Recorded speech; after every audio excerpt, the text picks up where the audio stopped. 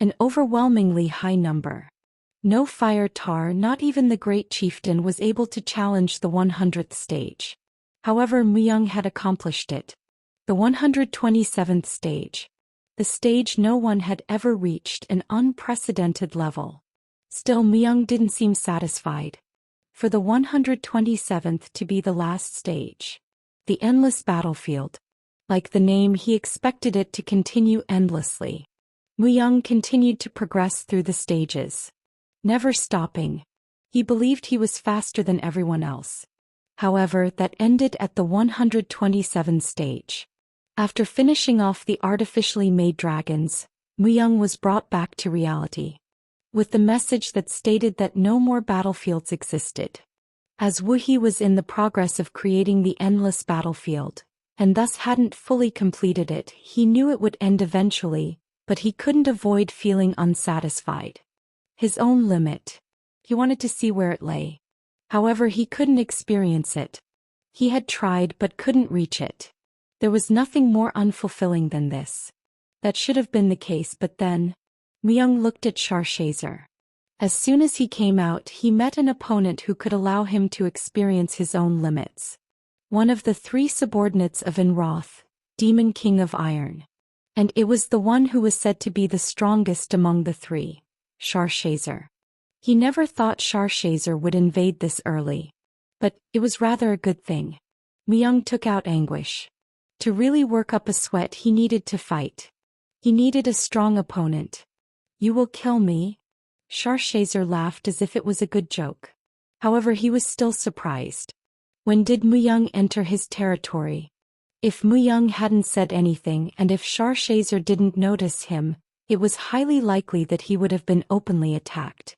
Sharshazer felt a slight chill. It had been a while since he had met someone this good. Of course, Sharshazer wouldn't have died with just one surprise attack, but it would have greatly impacted his ego. He wouldn't be fooled twice. Who is this guy? Even then he still couldn't help but wonder. Muyang's outer appearance.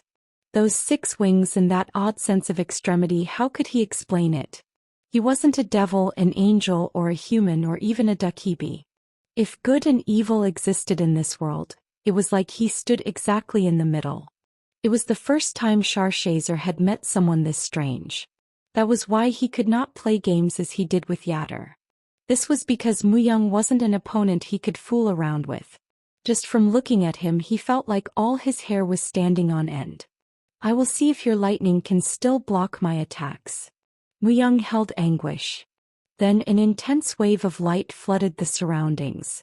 The stage was set up sooner than he had expected. He was going to gather his army and make preparations to attack Sharshazer. But if he could kill him without any loss in this one-on-one duel, it was just as good. As Muyang could just act before the news reached Demon King Enroth. Blaze. Soon the light that emitted from the sword became a fire, and swallowed Muyang's whole body. Muyang spread his wings and prepared to fly. These frames. Sharshazer was surprised once again. He couldn't help but be surprised. The flames that spread around Muyang were something he was very familiar with. The enemy of all demons, Diablo. The flames Muyang had were very similar to Diablo's. Muyang didn't care what Sharshazer was thinking and leaped lightly. Sizzing. Satsang. A wall of electricity blocked Muyang. Normally, the wall would have burned everything it touched, but in front of Muyang's flames they were of no use. The holy flames negated ones that were lower than their rank. Even if the lightning was Sharshazer's authority, this meant that it was lower in rank compared to the holy flames. Eek. And Sharshazer wasn't the type to not realize this. And so he clenched his teeth more tightly. It would be embarrassing to be so overpowered by someone who was nothing more than a mere mixed breed. Clang. Sang. Thud. Powers gathered. From the sky, a gigantic storm formed and lightning shot down, making Sharshazer's wall thicker. The battle between shield and sword. The fight of whether the sword pierces or the shield blocks had begun. However, this simple action was enough to blow up the whole village. Of course, if those flames were what Sharshazer thought they were, there would, of course, be a gap in their rank, but How do you possess those flames? That couldn't be possible. Diablo was originally a demon god who shouldn't exist in this world. An irregular. There couldn't be two of this sort of absurd existence. If Muyang had a relationship with Diablo, he was someone who all the demon kings and the demon gods should pay attention to. They would all try to get rid of Muyang. And if Sharshazer were to kill Muyang right now, his value would grow even higher. But Muyang didn't reply. Instead he showed him. Prayish. Whenever anguish struck like a whip, flames poured out and cracked the wall in numerous ways. If you don't want to answer, I will force it out of you. Sharshazer changed his mind. Although there was a difference in their power's rank, he wasn't an opponent he couldn't win against. If Muyang wasn't going to answer, he was going to force it out of him. Then the wall of electricity slowly started to clump up and formed a shape of a sword. Sharshazer held a sword. It didn't take long for him to find out that this was a grave mistake. Clang. The sword made out of electricity broke. Muyang was the master of all swords. He could see through everything that was considered a sword. Even if it was a sword made out of electricity, as long as it was a sword, it couldn't escape Muyang's eyes. Grains exist even in electrical currents. Therefore, if it was in sword form, Muyang could see the grains even more easily. Sharshazer paused for a moment. He never thought his sword of lightning would be overturned this easily. So boring. Muyang spoke with sincerity.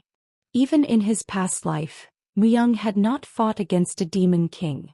Muyang had mostly killed humans, and demon kings weren't opponents he needed to face. However, there was something he definitely felt from observing. This was a demon king. A being that was higher than any devils. Of course, in all things there would be exceptions.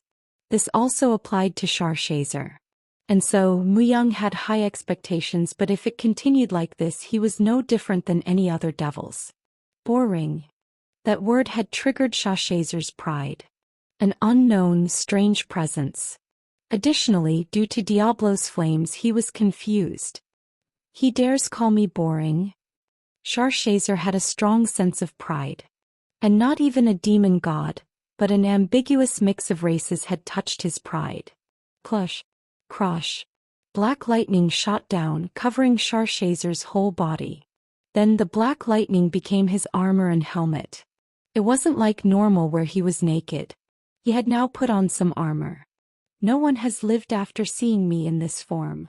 Sharshazer provoked Muyang. He showed his self-confidence. It wasn't an armor he showed just anyone, and showing this armor meant that he was definitely going to kill his opponent. It meant he wanted to fight properly.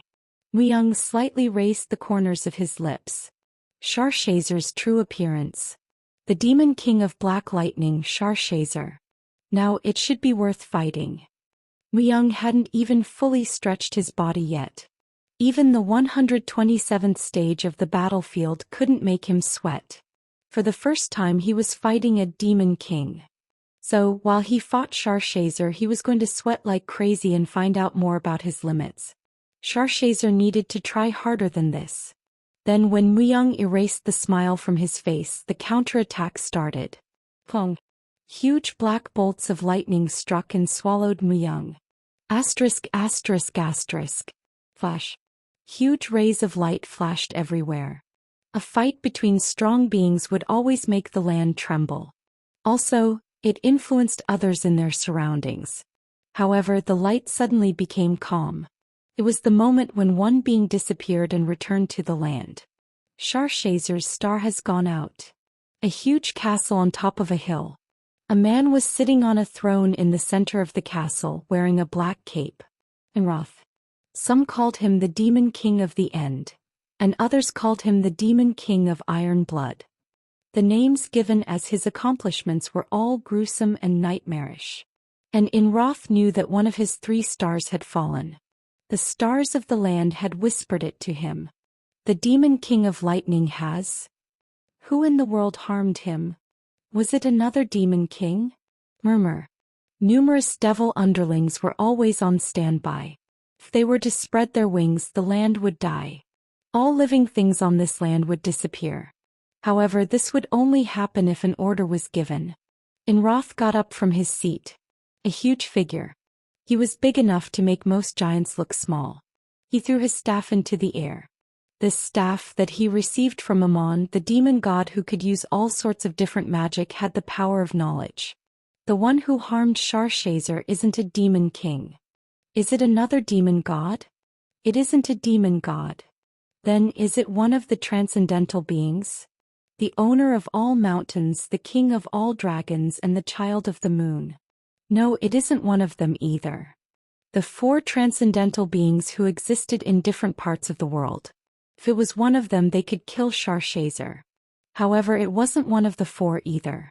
Then who in the world could harm the demon king of lightning? It can't be possible. He is a human being. The staff of knowledge was telling him that the person who killed Sharshazer was a human.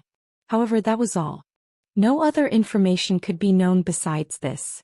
Nothing like this had ever happened. Unless the target was of the same or similar rank as a demon god, the knowledge wouldn't activate. But even when he activated his power of knowledge, there wasn't much information he could find out. This could only mean one thing. He is a fisher, a being who escaped death. An unknown fisher was something that the demon gods were vigilant towards. As they were unsure what would come out and what sort of phenomenon it could bring, they called it a fisher. The one who controlled fishers the best was the demon god of the first seat, Baal, but fishers weren't something that even he could fully control. The human who killed Sharshazer was no different than a fisher. The fisher had to be obliterated as soon as it was observed. Especially if it wasn't a fisher that was purposely created. Starting now, go to the area where Sharshazer was in charge of. And kill the human. Inroth had given them an order. Swish. At that moment, hundreds of thousands of devils all spread their wings. Whenever they spread their wings, the land died without exception. Within that land, all living beings died. The same thing would happen again this time. Through Inroth's order. This was an inevitable end. In the end, Sharshazer's lightning couldn't save him. Although he had shown his true form and fought well, he couldn't be a true opponent for Muyang. In other words, Muyang was disappointed. Of course, when Sharshazer was fully armed, there were moments when it was dangerous. However, they were almost all strengths related to his authority, and therefore he couldn't sustain it for long. Eventually, after enduring for about 10 minutes, he lost his armor and his weakness was exposed. Thanks to this, Muyang was able to understand his current standing to some extent. Sharshazer was a high-ranking demon king. The fact that he couldn't be a match for Muyang meant that Muyang's fighting power exceeded that of most demon kings. What if it was Inroth? The one who is called the strongest of all demon kings. It was highly likely that Inroth would have noticed Sharshazer's death the moment it occurred. Perhaps he may have started to act to put Muyang in danger. However, Muyang was planning to move more quickly than him. Muyang had gained a lot more time by killing Sharshazer on his own. Also, if it was Inroth, he could be strong enough to be Muyang's opponent. Either way, Inroth was incomparably stronger than Sharshazer. You have hunted the Demon King, Sharshazer. You have gained Demon King's crystallization. Justice enforcement. All stats increased by 3. As Sharshazer was the 49th in the Demon King's ranking, he was well regarded. His lightning took away so many lives, but by user Muyang, he was eliminated. In your history, Hunt, Demon King has been added. The rank of Demon King of the 27th Legion skill has increased to S. Number of brief messages disturbed Muyang's eyes. Among them, he was most interested in the Demon King's crystallization he had earned, that could allow him to gain a devil's skill. He might even be able to learn something similar to Sharshazer's lightning skill. As lightning and fire synergized quite well, that would be helpful. The Demon King of the 27th Legion. He had forgotten about it for a while. The Demon King of the 27th Legion was a skill he had earned in the Blue Temple, as well as a quest that was still in the process of completion. He thought he needed to fulfill Gremory's favor in order to raise its rank, but that didn't seem to be the case. After killing the Demon King Sharshazer, the rank that stopped rising finally rose.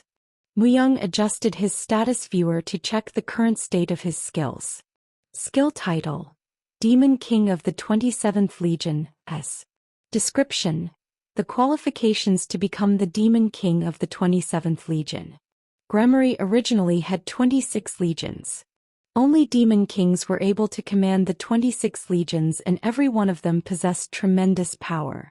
First step: all pure stats are increased by 5. Second step: all pure stats are increased by 10, and an overflowing power effect is given to all armies under your influence. Overflowing power allows individuals to not tire easily and raises their strength and stamina by 10. Last step: in total 15 pure stats were added due to one skill. Overflowing power. However, rather than the stats, the effect that was added was more noteworthy. There was rarely an effect that could increase strength and stamina on a large scale by 10. You could say it was better than most strengthening effects. Finally, the last step. If Muyang completed a certain action, the effect of the last step would activate, and he would truly walk the path of a Demon King. It was highly likely that this action would be related to Gremory. Perhaps if he gathered 3 fragments of Fissure, the last step might be activated. Just one more step. Soon enough he would be participating in the fight amongst the demon gods. He would gain that right to fight and destroy them. Zazap. All the lightning dissipated when Sharshazer's life ended. However, like sparks, a small amount of electricity remained within the body. Muyang thought about Sharshazer's body. He had never made a creature at the level of a Demon King into an undead. The Art of Death skill was universal, but still it wasn't completely universal. If your target was a high-rank creature, or if he tried to make a lot of beings into the undead at once, Muyang's body would be affected. However, it's a waste to leave it alone. Making a Demon King into an undead. Who would have even thought about this? No, they could have, but it would have only ended as imagination. But Muyang was on the verge of making his imagination into reality. If he could make Demon Kings into an undead and increase their number. Also, making Sharshazer into an undead would allow him to find out more about Enroth as well. Muyang had already made up his mind. Art of Death. As he performed the Art of Death skill on Sharshazer by lifting his hand, black energy flowed out and instantly engulfed the Demon King. However, the black energy couldn't penetrate Sharshazer's body. The reason was simple. Even if Sharshazer's body was now just a corpse, his rank still remained. Although Muyang had created 7 bone dragons, Sharshazer couldn't be compared to most dragons. Muyang continued to wait patiently. Art of Death. The energy was already familiar to Muyang. While it was a skill he received from Death Lord, through numerous trials and errors he was able to make it his own. As he had always fought with opponents stronger than him, he didn't think he would be unable to make a Demon King into an undead. It would just take some time. Meanwhile, the fire tars gathered one by one as the fight with the devils ended. They saw Yatter's corpse and the number on Muyang's shoulder. They also felt that something was entering Sharshazer's body. Shu, are you performing a ritual? Don't touch it. The fire tars all became quiet and watched what Muyang was doing. Although Yatter had died, the fire tars knew about faith and loyalty. There was no way they didn't know what the number on Muyang's shoulder meant. As promised, Muyang had basically become the next great chieftain of the fire tars. This had never happened in the history of the fire tars, but Muyang had helped them on a number of occasions and was also a strong warrior. In this current era of battles, a strong warrior was always treated well. Of course, as Ogre's descendants lived, there were a lot of problems that needed solving, but they were also aware of Muyang's relationship with Ogre. So, they needed to respect it. If the great chieftain was doing something, they just needed to quietly watch. It's working. When 30 more minutes had passed, the tips of Muyang's lips rose slightly. As Muyang had expected, the black energy was slowly seeping into Sharshazer's body. In the end, it wasn't impossible. Once a chink in the armor is found, the defense will quickly crumble. The black energy flowed through Sharshazer's body, and soon, a message appeared in front on him. Demon King Sharshazer was a demon king who controlled lightning. He had killed numerous enemies on numerous battlefields, and was a follower of Demon King Inroth and Demon God Amon. His lightning contained Amon's blessing. Demon King Sharshazer is in the process of becoming an undead. Success. Sharshazer has been created. Art score is 99. Even Death Lord is astonished. Normally, it is impossible to make an individual with the rank of Demon King into an undead. Name Sharshazer. Level 620. Type Darkness.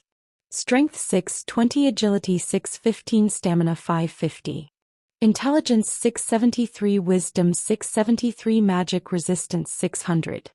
Magical Attributes 670, Blessing of Lightning 650. Plus the Spear of Lightning that kills its opponent by stabbing, the Shape-Shifting Lightning Sword, Lightning Wall and Lightning Storm skills are usable.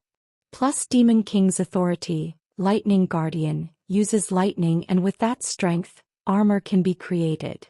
Sharshazer once again raised his body. The fire tars became vigilant, but seeing Muyang's actions, they couldn't help but be confused. As if nothing was odd, Muyang looked and touched Sharshazer's body and was lost in his thoughts. It's good. He was stronger than any undead he had created so far. For him to be over 600 level. Of course he was still lower than Muyang's level, but it was important to note that he was the first to create an undead this strong. The first try was always the hardest, the second was easier. However, his intellect seemed a bit lacking. As he had died and even dropped a crystallization, he seemed a bit slow. Muyang shrugged his shoulders and retrieved the black crystal. It was a crystallization that came from a demon king. As he placed it into his mouth without any hesitation, Muyang shuddered as if electricity flowed through his body. You have consumed Demon King's crystallization. You have gained the power of lightning. The holy flame absorbed the power of lightning. The holy flame rose in rank from S to S++. The holy flame itself was created by combining all sorts of skills. Perhaps, it believed it could be more helpful if the power of lightning was added. The holy flame was one of the purest strengths Muyang had, so there was nothing bad about raising its rank. Muyang turned his head. The fire tars who gathered near him were all looking at him. From this moment I will become the ruler of this place. Do you have any objections? Sharshazer isn't dead? You are correct. But I have raised him from the dead. He is now my slave. We have promised. We must keep our promise. However, we still have Ogre, our vice-chieftain. If you save Ogre, we will truly follow you. The fire tars were all in agreement. Ogre. Muyang also wasn't planning to cast this issue aside. All right. I will immediately go to save Ogre. Muyang acted without any hesitation. The fire tars followed him. Asterisk, asterisk, asterisk. It was easy to finish off the rest of the devils. When the devils saw Sharshazer, the devils didn't even plan to fight, and after seeing that Sharshazer had become their enemy, they lost their will to fight. There was nothing simpler than hunting devils that were trying to escape. That is how they saved Ogre, but Ogre didn't seem to be himself. The horrible scars that covered his whole body. Although he was alive, he had lost consciousness. This showed everyone how much torture he had endured. However, the treatment for his injuries was simple. The divine blessing skill Muyang possessed was able to cure all his injuries at once. Muyang, you have returned. As soon as Ogre woke up, he recognized Muyang. His mind was strong, and even through Sharshazer's torture he didn't lose his mind. He did show a strange expression after finding out Muyang was now leading the fire tars, but soon accepted it. Ogre had dreamed of creating a kingdom of fire tars, but he knew that unless the war with the devils ended, nothing could be achieved. Inroth will soon come to this place. Inroth? It is the name of a demon king I have heard of. Then I'll let you use my name. It will help gather other fire tars. He had also gained Ogre's cooperation. When he declared he would help Muyang, hundreds of fire tars joined each day. We need to move faster than Enroth. Before Enroth reached him, he needed to reach Enroth.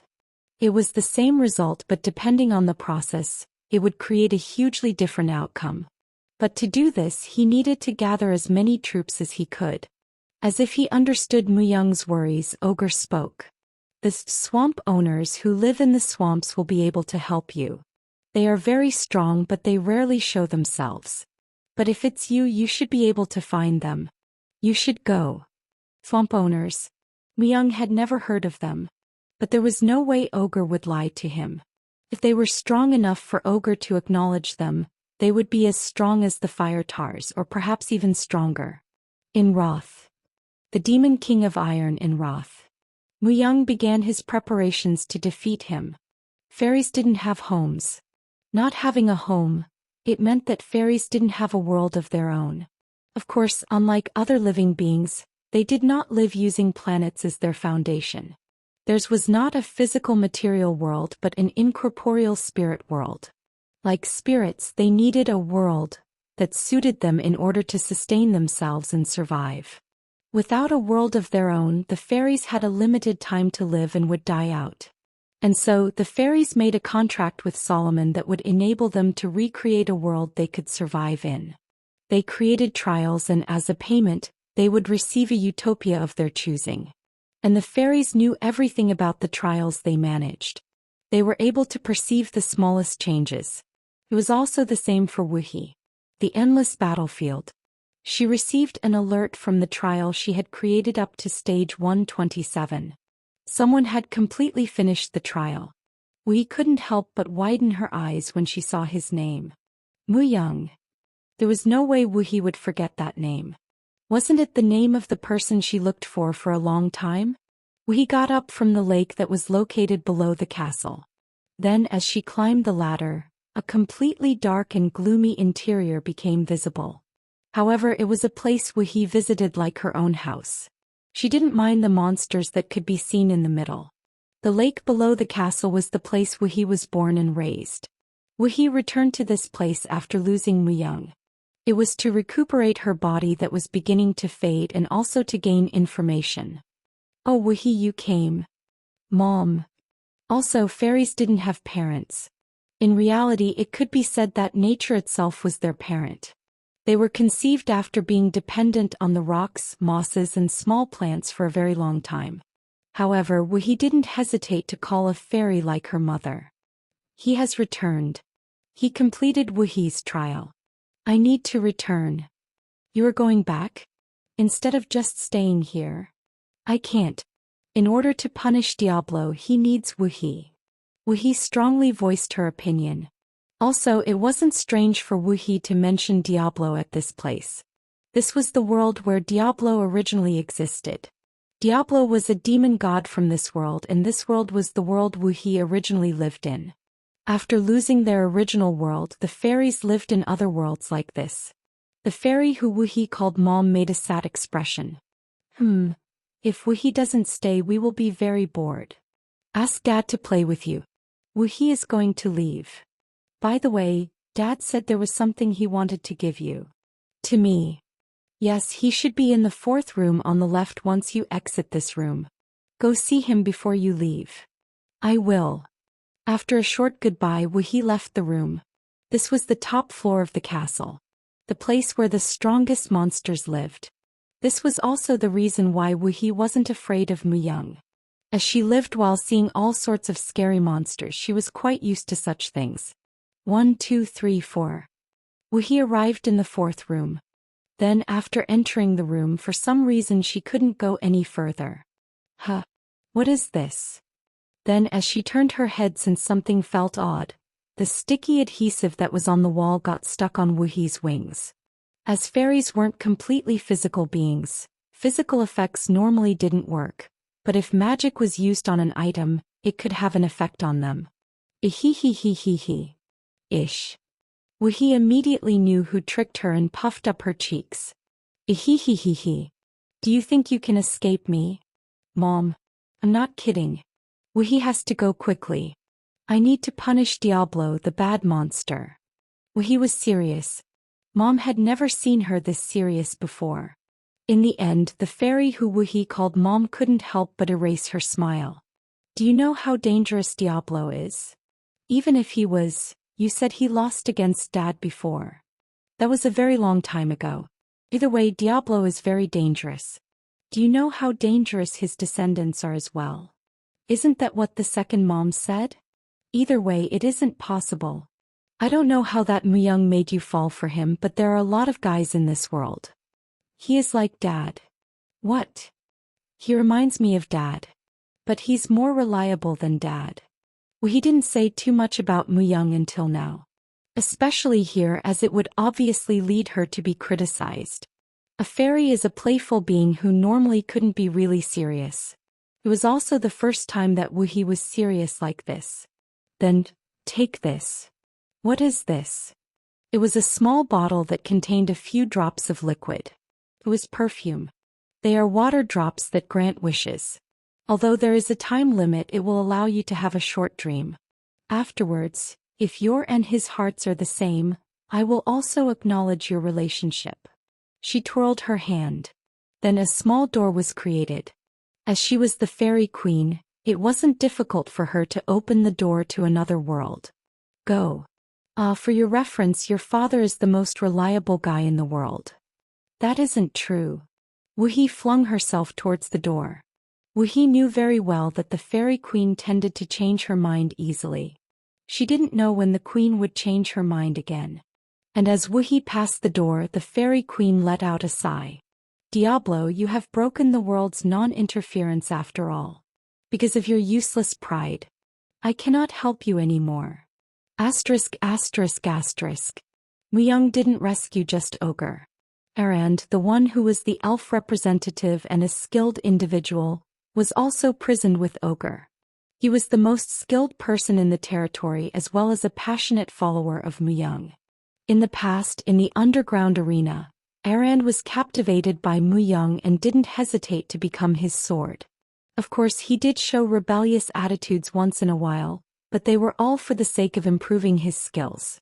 I'll go with you. When Muyang prepared to set off, Arand spoke. However, Muyang shook his head. You need to work with the dwarves in the west. Soon, Roth and his subordinates will reach this place. Everyone had their own role. Bei Sungmin and Takin had already left this place. They left in advance to distract Roth and his men. Arand made a disappointed expression. However, Muyang had no plans to take anyone to that place. Swamp owners. A name he had heard for the first time. And that was the reason why Muyang went on his own. He had never heard about them. Even in the time of war. Among all the demon kings, devils, and all humanity, no one had ever talked about them. It meant they were that good at hiding. Naturally, something would exist that enabled them to hide. A power that allowed them to avoid all the attention of the world. Muyang was curious about the identity of this power. Thankfully, Ogre said that the branch he gave him would tell him about their whereabouts. As quickly as he needed to finish this and join the others. I understand. Batas said he would arrive soon. Is there anything I need to relay to him? Muyang pondered for a moment and then took out a few leather pieces and stone-like items. Give these to him and tell him to make equipment with it. He'll know what he needs to make after seeing the materials. The leather that received the blessing of the moon and Immortal King's strength. Muyang was planning to complete the rest of the equipment to his Immortal King's set. To do this, he needed Batas's skills. Batas was the king of all dwarves and his skills were the best among them. If the equipment was created through his hands, Muyang would be able to take another leap towards becoming stronger. I understand.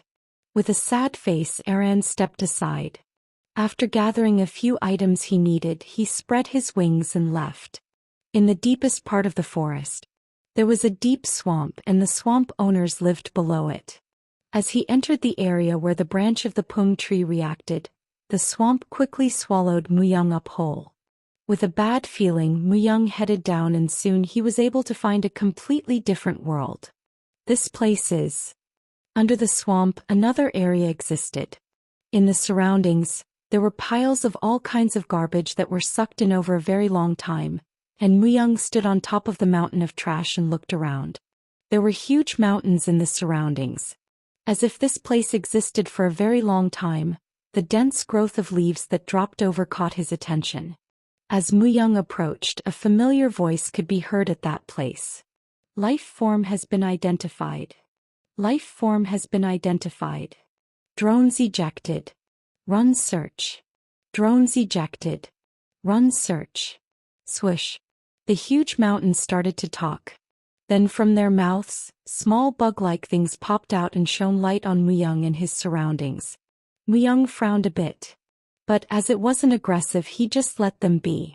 However, that wasn't a problem. Language of Earth. Just because Muyang had forgotten about his past didn't mean he had forgotten about those basic things. Through the status viewer, all languages were automatically translated and all humanity used the language they used in their own country. It wasn't strange. However, if they were truly the swamp owners, it would be a problem. Didn't the swamp owners exist for a very long time? Ogre had told him. They had existed before the fire tars started to live in this place. Ogre said he happened to see them long ago, and along with a few others he had called them the swamp owners, the owners of the swamp. If that was the case, were the swamp owners originally from Earth? Is it similar to the Elarsigo? The Elarsigo were a weapon created to erase humanity on Earth. However, the machines in front of him were different. User No 35699475521 has been identified. The Ark is being unsealed. The mountain split in half. The inside that was revealed had all kinds of machines linked together. However, they were things Muyang could recognize. With his eyes, he was just able to confirm a countless number of coffins, and something that resembled a seed. Then a hologram of a woman appeared in front of Muyang. Welcome to the 17th Ark.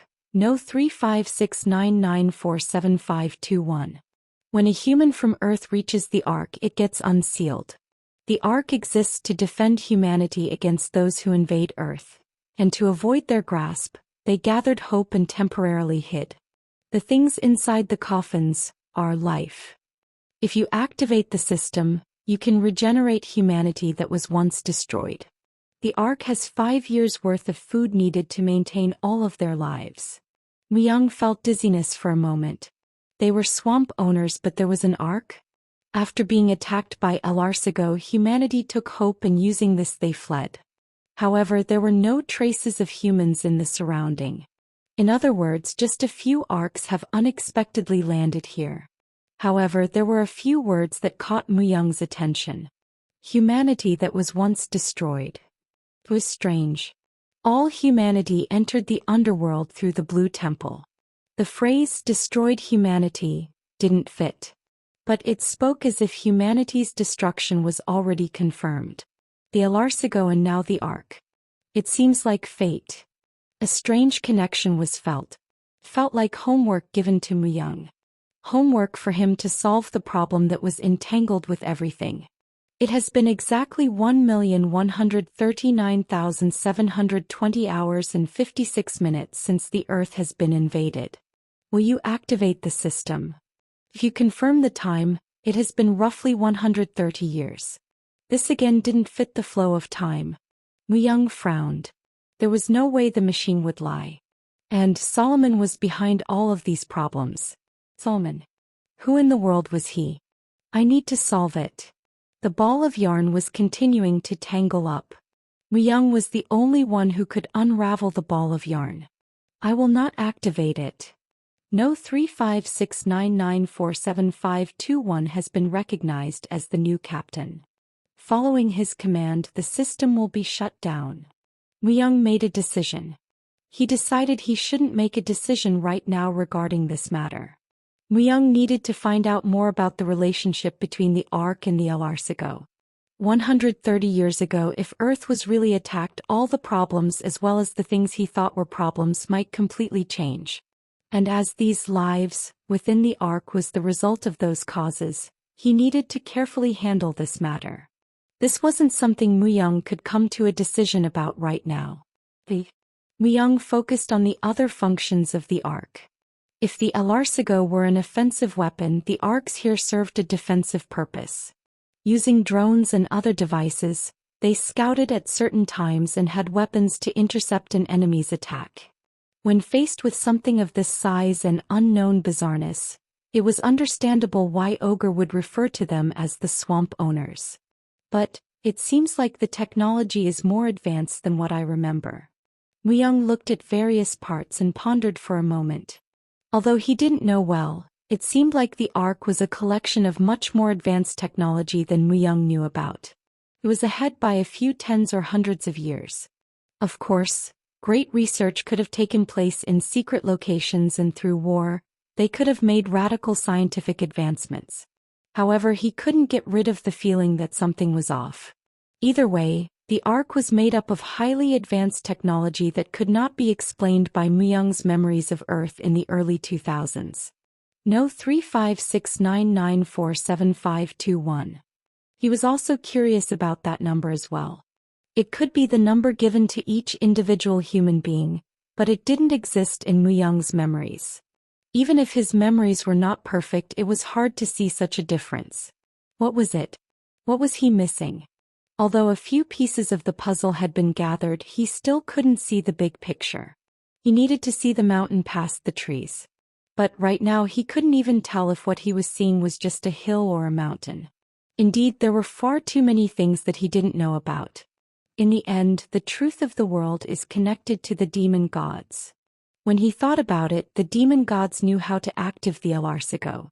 It meant that they had at least a bit of contact with the Alarcigo. It was obvious for them to know a bit about the story behind the Alarcigo. If it was Dantalion, the demon god of the 71st seat, he would know more in detail. It was highly likely that Muyang would get closer to the truth as he hunted demon gods. In the end, nothing has changed. Nothing has changed. There was nothing to change. This was important. Muyang firmly gripped what he already had. Although right now it was no more than a tree, soon he would be able to see the mountains. The 130 missing years in Solomon, among other things. This is a fortress blessed with natural barriers for defense. Muyang once again looked at the arks. He figured out how to use the ark a little. Although it was impossible to find out everything since it contained much more advanced technology, the ark recognized Muyang as its captain, and he would be able to use it the way he wanted. If this was the case, he couldn't just leave the ark be. The enormous ark. Just by having it stand still, it would be a great threat, and if he were to activate the numerous functions of the ark, it could even have an effect on Enroth.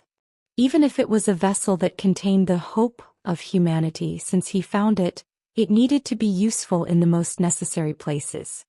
Muyang nodded his head and quickly went to complete his next step. Taken stood on top of a small hill. Beside him was Bei Sungmin.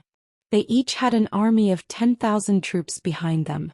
Bei Sungmin led the 10,000 Alarcigo and Taken led the Spectres. Including them, all these forces were hiding through the use of Bei Sungmin and Ain's magic. In other words, they were laying low. On the path their enemies would definitely use, they waited at this place to annihilate them. This was the task that was given to them. For some reason, Muyang seems to bring fights wherever he goes. Taken spoke. He had been through battles ever since Taken reunited with him after 2 years. Actually, Muyang had been like that before they were separated. There wasn't a day that went by without anything happening. Nevertheless, Muyang didn't get tired.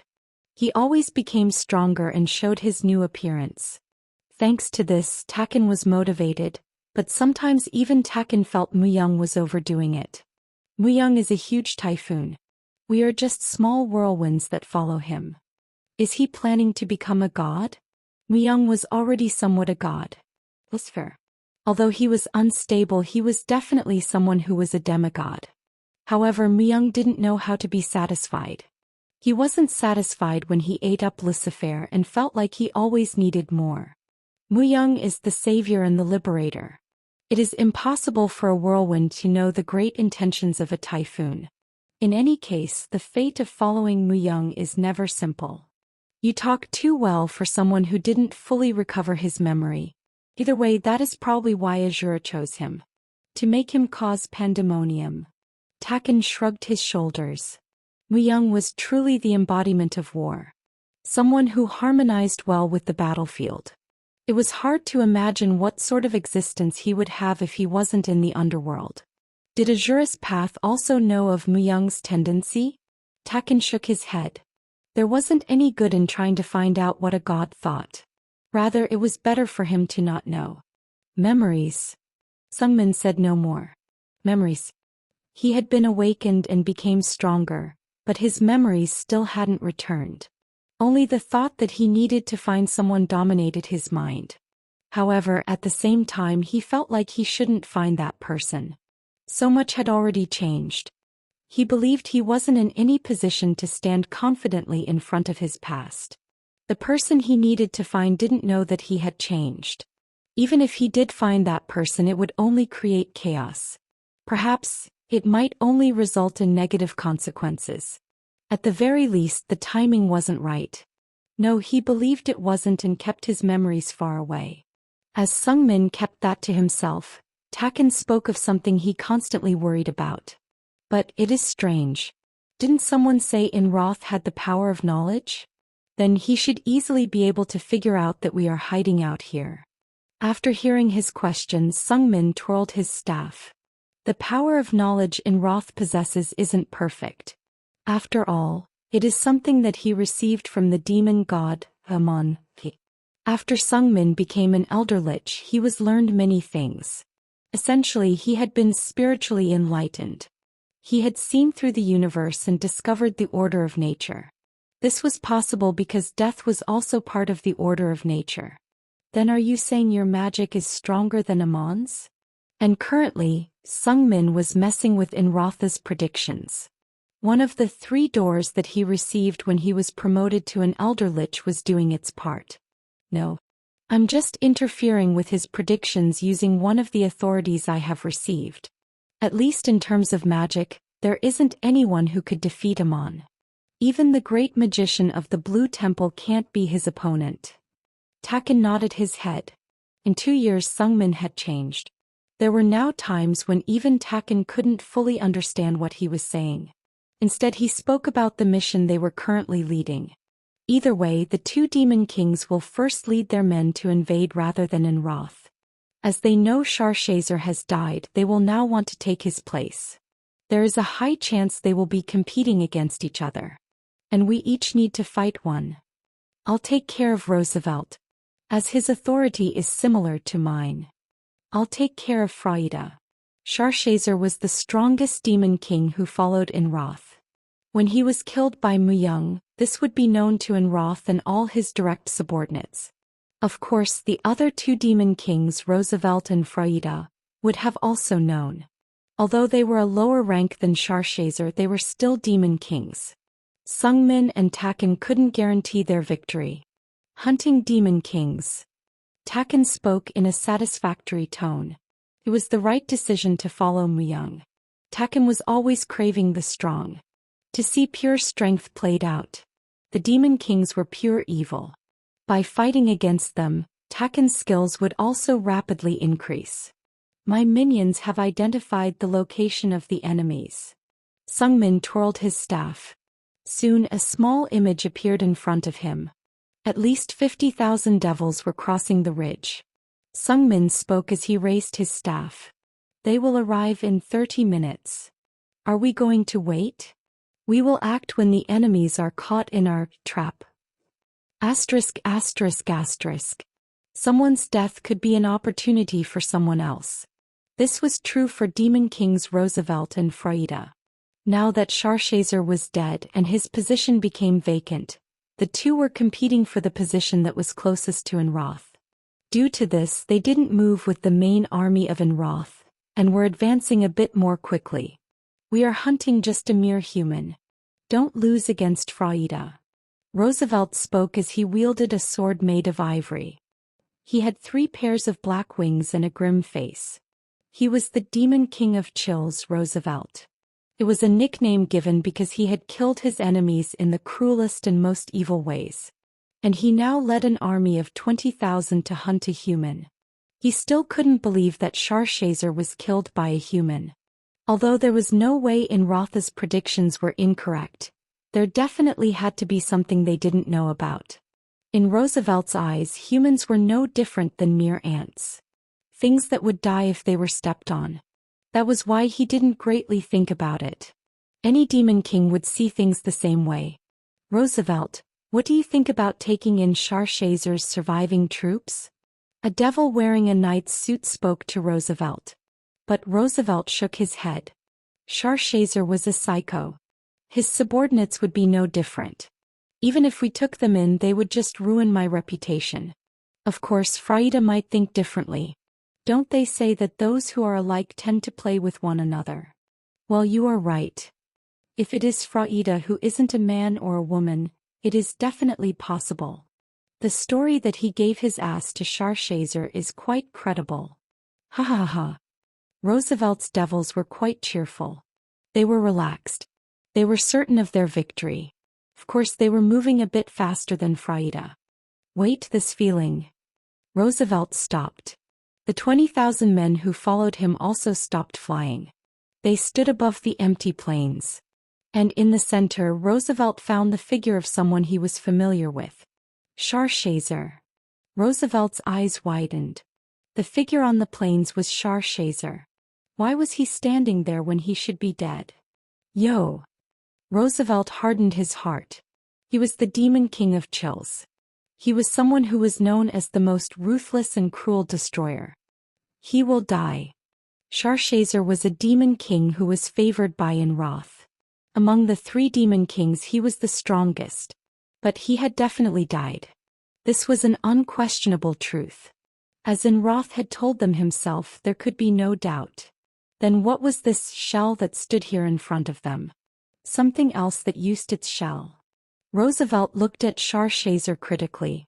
Sharshazer was certainly strong. He could do 150% of the work an average demon king alone. If he were to fight against Roosevelt, there was a 60% chance he would win. But if that was just a shell? If that was the enemy's trap? After killing Sharshazer, they did something to his corpse. They had no choice but to think this way, as they were certain of Sharshazer's death. In the end, he was convinced it was the enemy's plot. And he thought about why they would have placed such a noticeable trap. Roosevelt. It's Sharshazer. Was he alive? The subordinates were confused. After all, to devils or indeed anyone, Sharshazer was a being far more terrifying than Roosevelt. However, while Sharshazer improvised, Roosevelt was calculating. That is someone else wearing Sharshazer's shell. Search the surrounding. I must find out who is behind that shell. The truth. First, find the one who set up the trap. Perhaps it is the one who killed Sharshazer. Although it was revealed he was a human, Roosevelt didn't believe this. A mere human killed Sharshazer? It's not even funny. Enrotha's prophecy was certain. But it couldn't read 100% of everything. Roosevelt thought there was someone who was behind the human. Who was it? What sort of a being was it? A dragon or a transcendental being? The demon god Diablo and his subordinates couldn't pass the Sky Lord. Among the very few humans who lived in the demon god's territory, a being who was associated with them, the king of the dragons. The 4 transcendental beings that settled in the north, south, east and west. Among them, the king of the dragons settled in the West Sky Garden. There were rumors that he, who was also very hostile to the devils, would enter into a contract with even humans if they had the skills. He's a human. That is how Roosevelt was able to find out the truth of this work. A human who made a contract with the king of the dragons can control 2 dragons. Roosevelt also knew of one such human, as he had already killed a few demon kings. The fact that someone killed Sharshazer obviously meant that they didn't care about Enroth. If it was that human who had the king of the dragons taking care of him, there was a slight possibility that he could have killed Sharshazer. However, Roosevelt was certainly different from Sharshazer. Compared to that lunatic, Roosevelt was slightly less crazy and powerful. But that was when they only compared them individually. Roosevelt's ability to command his army was among the best of all demon kings. Never get close to him. There will definitely be someone hiding near him. The devils used all kinds of magic to search around Sharshazer. And throughout all this, Sharshazer didn't move. Roosevelt had already spread out 200,000 of his men. Although it might just be a shell, it was a trap that was created using Sharshazer. No matter how much caution they took, it wouldn't be enough. Why isn't it moving? The sun started to set. However, Sharshazer still didn't move. But what was it after? There were no magics present in his surroundings. He couldn't feel any sort of magical energy. Also, he couldn't read what they were really after. The problem was time. Roosevelt couldn't help but be hasty. They say Frida is almost here, and that he will arrive before the day sets. One of his subordinates spoke. Frida, the demon king who was just as strong as Roosevelt. They were competing to gain in Rotha's favor.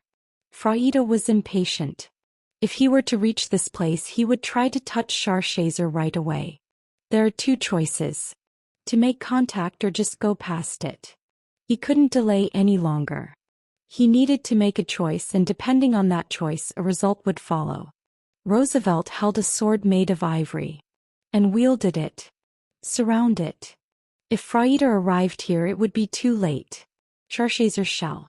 Taking care of and retrieving it was also a merit. A great opportunity to gain points within Roth.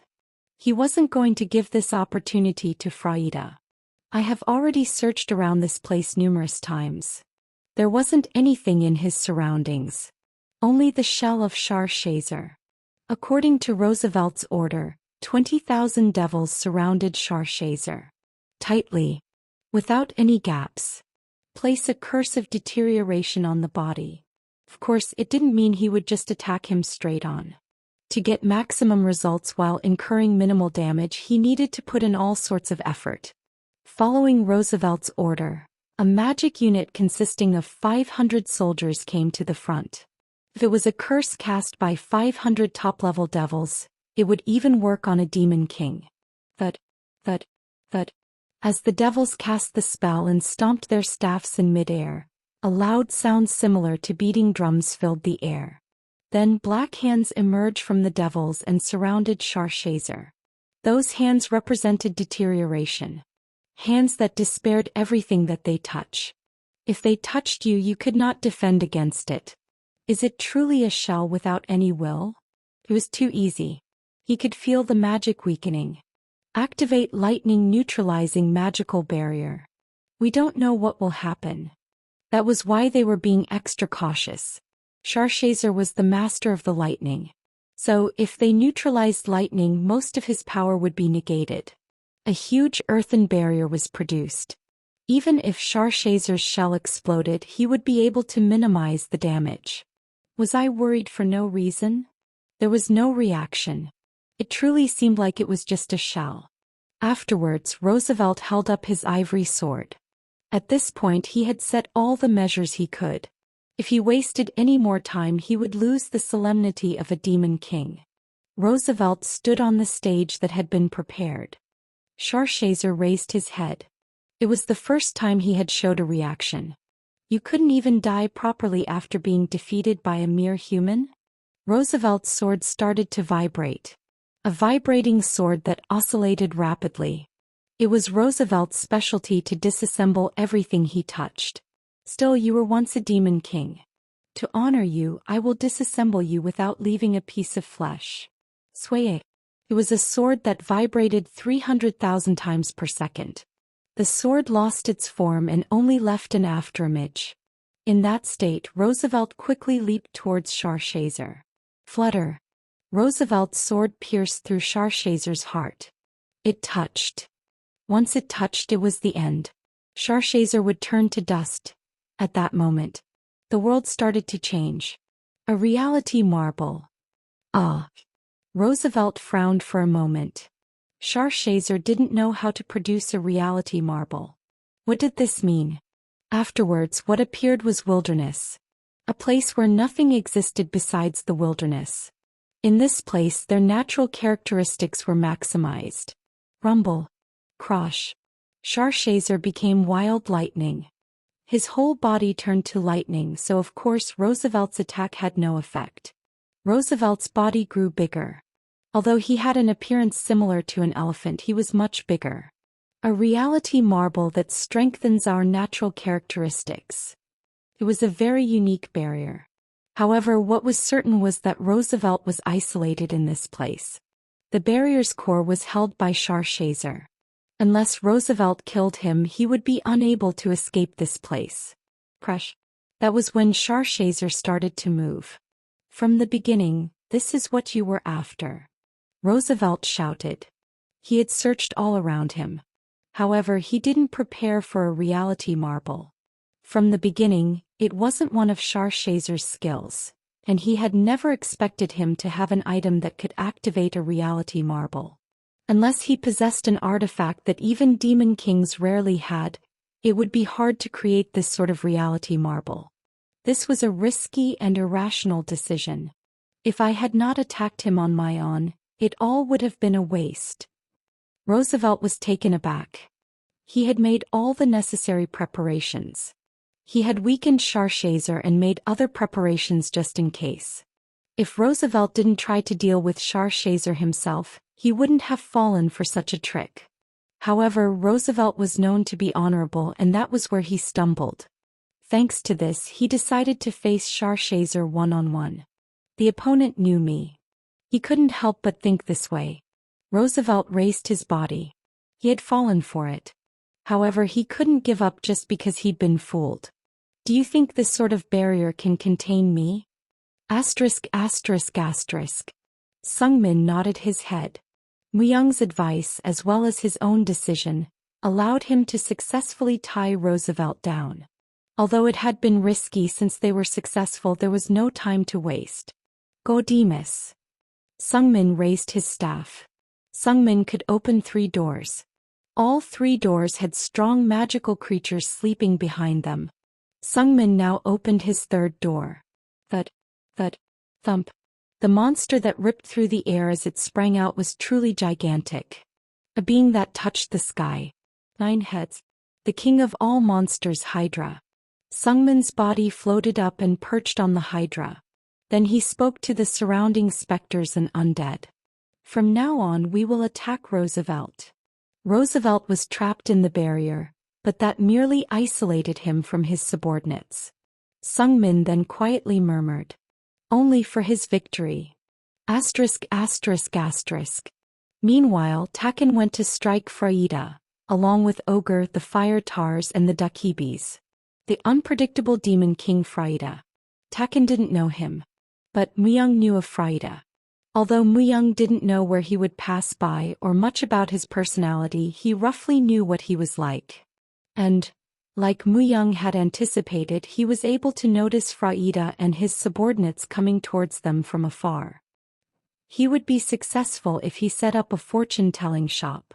Taken was talking about Muyang. Anyways, since his opponent showed up, he needed to fight. Taken turned his body. Fraida is mine. You guys can have the rest. Taken was confident. He didn't have many chances to really fight. However, if it was a Demon King, he would be able to satisfy his thirst. The opponent is a Demon King. Won't it be difficult on your own? Are you not going to follow Muyang's plan? Ogre spoke. Certainly, Taken was strong, but he was about 2% lacking to be recognized as being at Demon King level. So Muyang wanted Taken to work with Ogre to stop Fraida. But Taken was insisting that he fight against him alone. I can't share this golden opportunity. Besides, I have something up my sleeve. I'd be confident even if my opponent was Muyang. Ogre took a step back. He couldn't argue with him when they were about to go to battle. If Taken was going to do this, it seemed like there was no way else to handle the situation besides helping him out after ending the other fights. Afterwards, Taken took out his sword. As they arrived at this decision, the enemies noticed that there were troops at this place. Hihihi. What kind of meeting are my preys having together? As he flapped his 3 huge pairs of wings, A devil with a slender body who could be mistaken for a woman or a man rose. This was also as Muyang had anticipated. As the first devil to act would be Frida, he had told them to instantly isolate him. I didn't think there would come a day for me to fight while riding a bone dragon. Ogre smacked his lips as he got on a bone dragon. By now, Taken had already advanced to attack Frida. I will definitely win. Ogre raised a huge club to his shoulder. Asterisk asterisk asterisk. In this fight, Roosevelt would be the biggest obstacle. Frida was an unpredictable demon king. He was a hot-tempered opponent who would fight against them without much coaxing. On the other hand, Roosevelt was cool-headed. He knew how to read the battle. In fact, the one who led the battles at the start of Enrotha's wars was also Roosevelt. The reason why they used Sharchazer just as bait was solely due to this reason. If Roosevelt's hands are tied, that is enough. Muyang had arrived at his territory by leading the Ark, that the ogre called the Swamp Owners. The Ark had a strong defense mechanism. With this, if he had to defend his territory, it would be much easier. Muyang didn't participate in the two battles and instead protected his territory. Enroth was watching. He would sense Roosevelt and Frida fighting. Unlike when they fought against Sharchazer, Enroth would show up. Either way, it wasn't a fight that would end in just 2 days. Muyang did not want to reveal his fighting power as much as he could. His power would only be used to face Enroth. Lord Kalmu has returned. Kalmu, who had been ordered to bring God Hand Bartas, had returned. Muyang nodded. Rise. A secretary opened the door to the Lord's room. Soon a big bearded dwarf, Kalmu, entered. Where is Bartas? Unfortunately, he was unable to come with me. Is that so? Muyang frowned. God Hand Bartas. Muyang needed him to create the rest of the Immortal King's equipment. As if Kalmu could read Muyang's disappointment, Kalmu smiled. However, the equipment is created. Plunk, plunk. With a loud sound, a few dwarves entered. In their hands there was a huge box. The dwarves carried a huge box. A huge box that seemed ordinary on the outside. However, Muyang was able to sense an overflowing amount of magical power. The dwarves then laid down the box in front of Muyang. Due to the devil's recent movements, it seems like Bartas is unable to move. Instead, he created the equipment with the supplied materials. While Bartas was the king of dwarves, he had an obligation to be responsible for his own kingdom. As Muyang just wanted the equipment from the beginning and not Bartas, he didn't care. The Immortal King's power. Muyang's best equipment was Anguish, and the next best was the Immortal King's breastplate. If he could wear the rest of the Immortal King's equipment, he would be able to fight face to face with Enroth. The box in front of him felt as if some kind of power was oozing out of it. However, it felt ominous. If Anguish was a force that denied everything, the power from the box felt like it could activate a certain special effect on a particular individual. Even Muyang was stirred up by such strange sensations.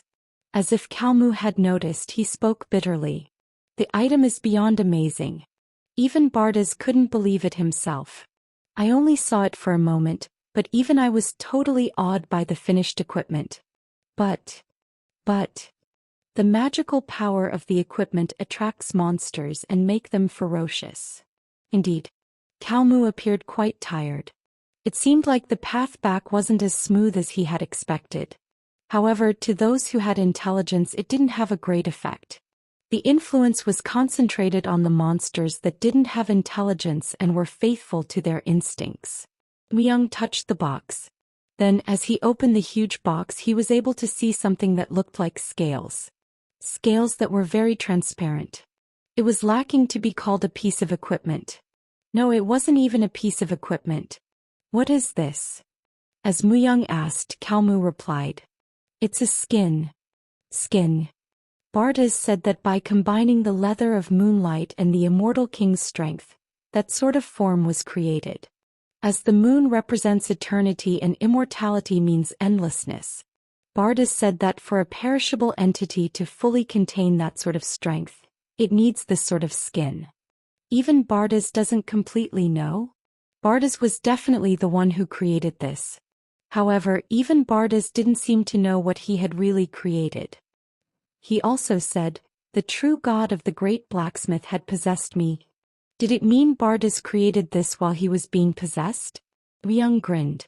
It was no different than drunken truth. Then he turned his head and looked at the scales once more. Unless he concentrated on it, it was so transparent that he couldn't tell if the scales existed or not. As Myung held it and focused on it, a message popped up. Name, eternity. Rank, classification, endurance, effect. However, there wasn't much information. Besides the name, he couldn't confirm anything. It meant that he needed to wear it for him to really know its capabilities. Eternity. Eternity. A word that means endlessness. A skin that draws monsters and makes them ferocious. The equipment wouldn't just cover your skin. It existed to transform its accepted user. He was able to feel that kind of obsession. Among the things that are considered as tools, people said that the ones that transform the user contain evil. In that sense, this skin didn't bring a positive effect. However, it was the skin that contained Immortal King's strength. If the breastplate he forcefully created was S+ rank, he was unsure how much power this skin would exhibit. Additionally, tools are just tools. Tools couldn't affect him adversely. Tools exist to be used. The moment someone places too much meaning in a tool, the tool no longer exists as just a tool and consumes the user. Myung started to take off all his clothing. The scale skin was bigger than Myung's body, but when he wore it, the skin shrank to fit him. New skin. Zap. Every spot where it touched his skin, it felt sticky like static cling. Before long, the existing skin was dyed red and necrotized. And in that place, a new skin was formed. It had killed what normally existed and it took its place. The skin that was called Eternity was transplanted to Myung. It didn't feel different at all. Felt like it was his natural skin. However, such a natural sensation was only momentary. Myung frowned. Rejection. The skin and body that had maintained their balance for a while became out of sync. All his muscles felt twisted. It even influenced his bones and organs. He felt woozy. It has been a while since he felt this sort of pain. As he clenched his teeth, his eyeballs felt like they were going to pop out. His body twisted as he supported himself on the chair. "Oh Lord. Are you okay? Get out." As Myung gestured, Kalmu swallowed his saliva and nodded. Myung realized that it was a problem he needed to deal with on his own. "Unless I call, don't let anyone in." After Myung spoke, the door closed with a thump. In that state, Myung collapsed and sat next to the chair. The whole body transformation was still continuing. The power of the Immortal King. This was all due to the strength of the Immortal King. Myung was mortal. A human who was destined to die one day. However, immortals lived forever. Of course, the mortal and immortal couldn't exist simultaneously in the same being. It didn't make any sense to be able to use the skin with immortal power without any consequences.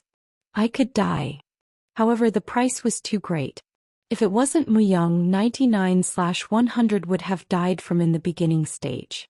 Myung was able to endure it as he was familiar with pain. Eventually Myung shook his head. "I will live. I will survive. I will live until the end." If he acquired the Immortal King's skin, he would be able to use acceleration more freely.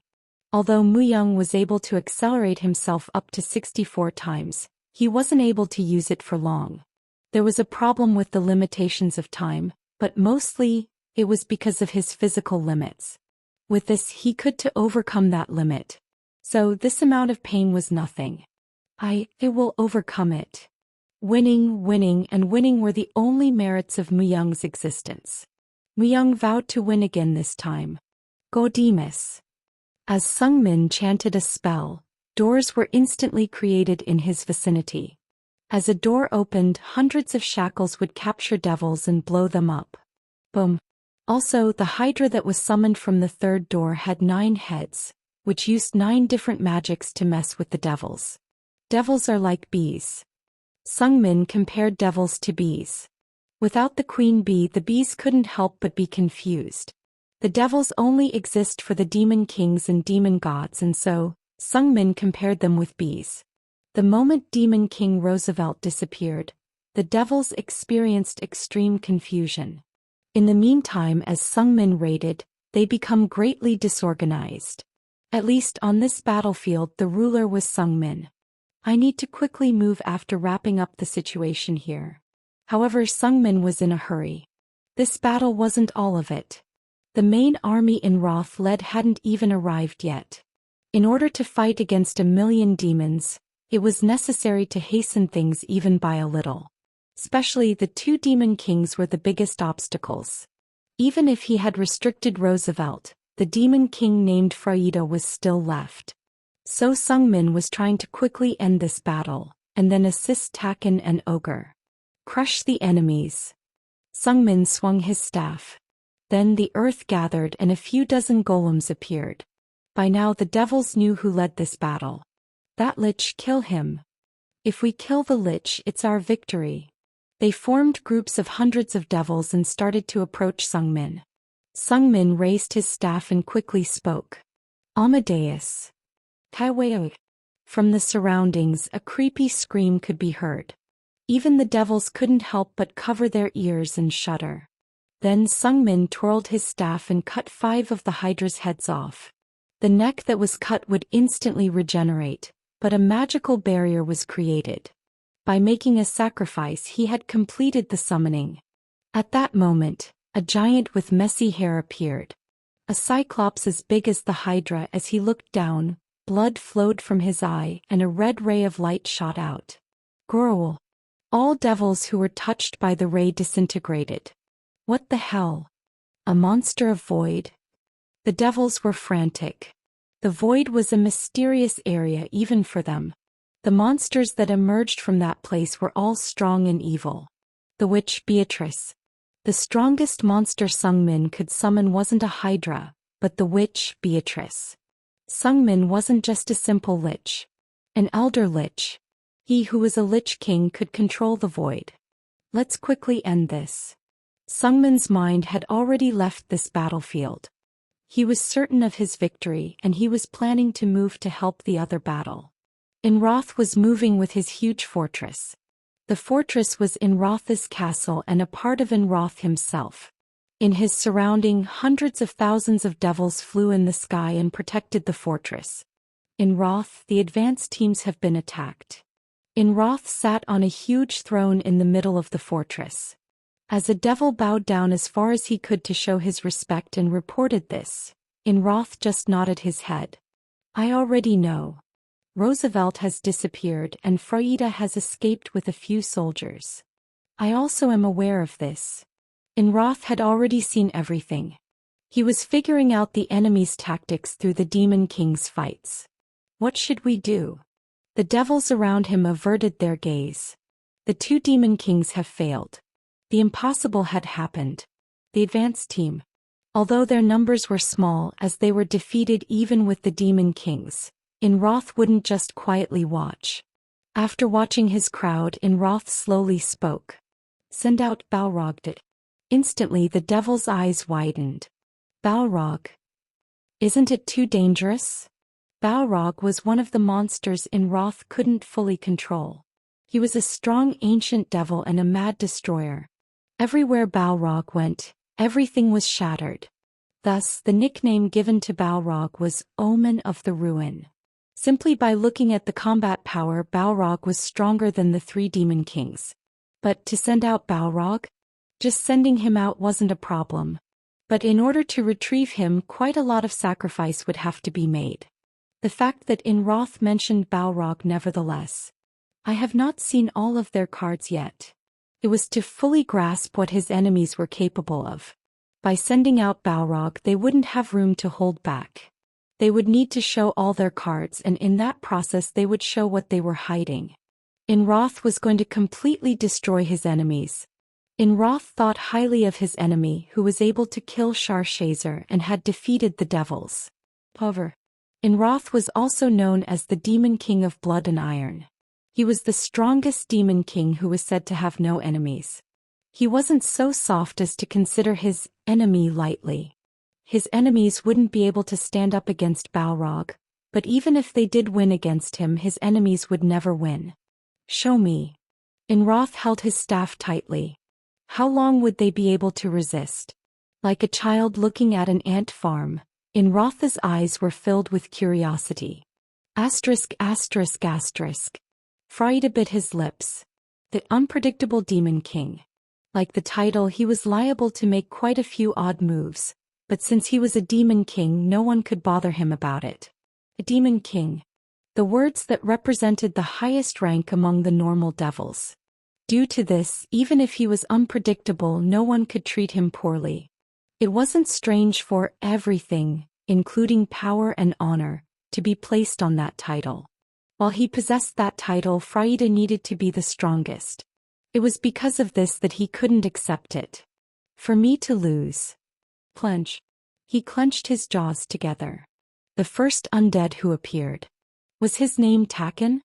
There wasn't anything weird in fighting against him. He was a completely strong-headed warrior-type undead. Although he was stronger than Freyda had anticipated, he wasn't strong enough to defeat him. He pressured Taken and caused great damage to the surroundings. The problem was when the Lich appeared just as he was about to win. Elder Lich. Wasn't there only one Elder Lich existing in this world? If the Demon King was the king of the devils, the Elder Lich was the king of the undead. Elder.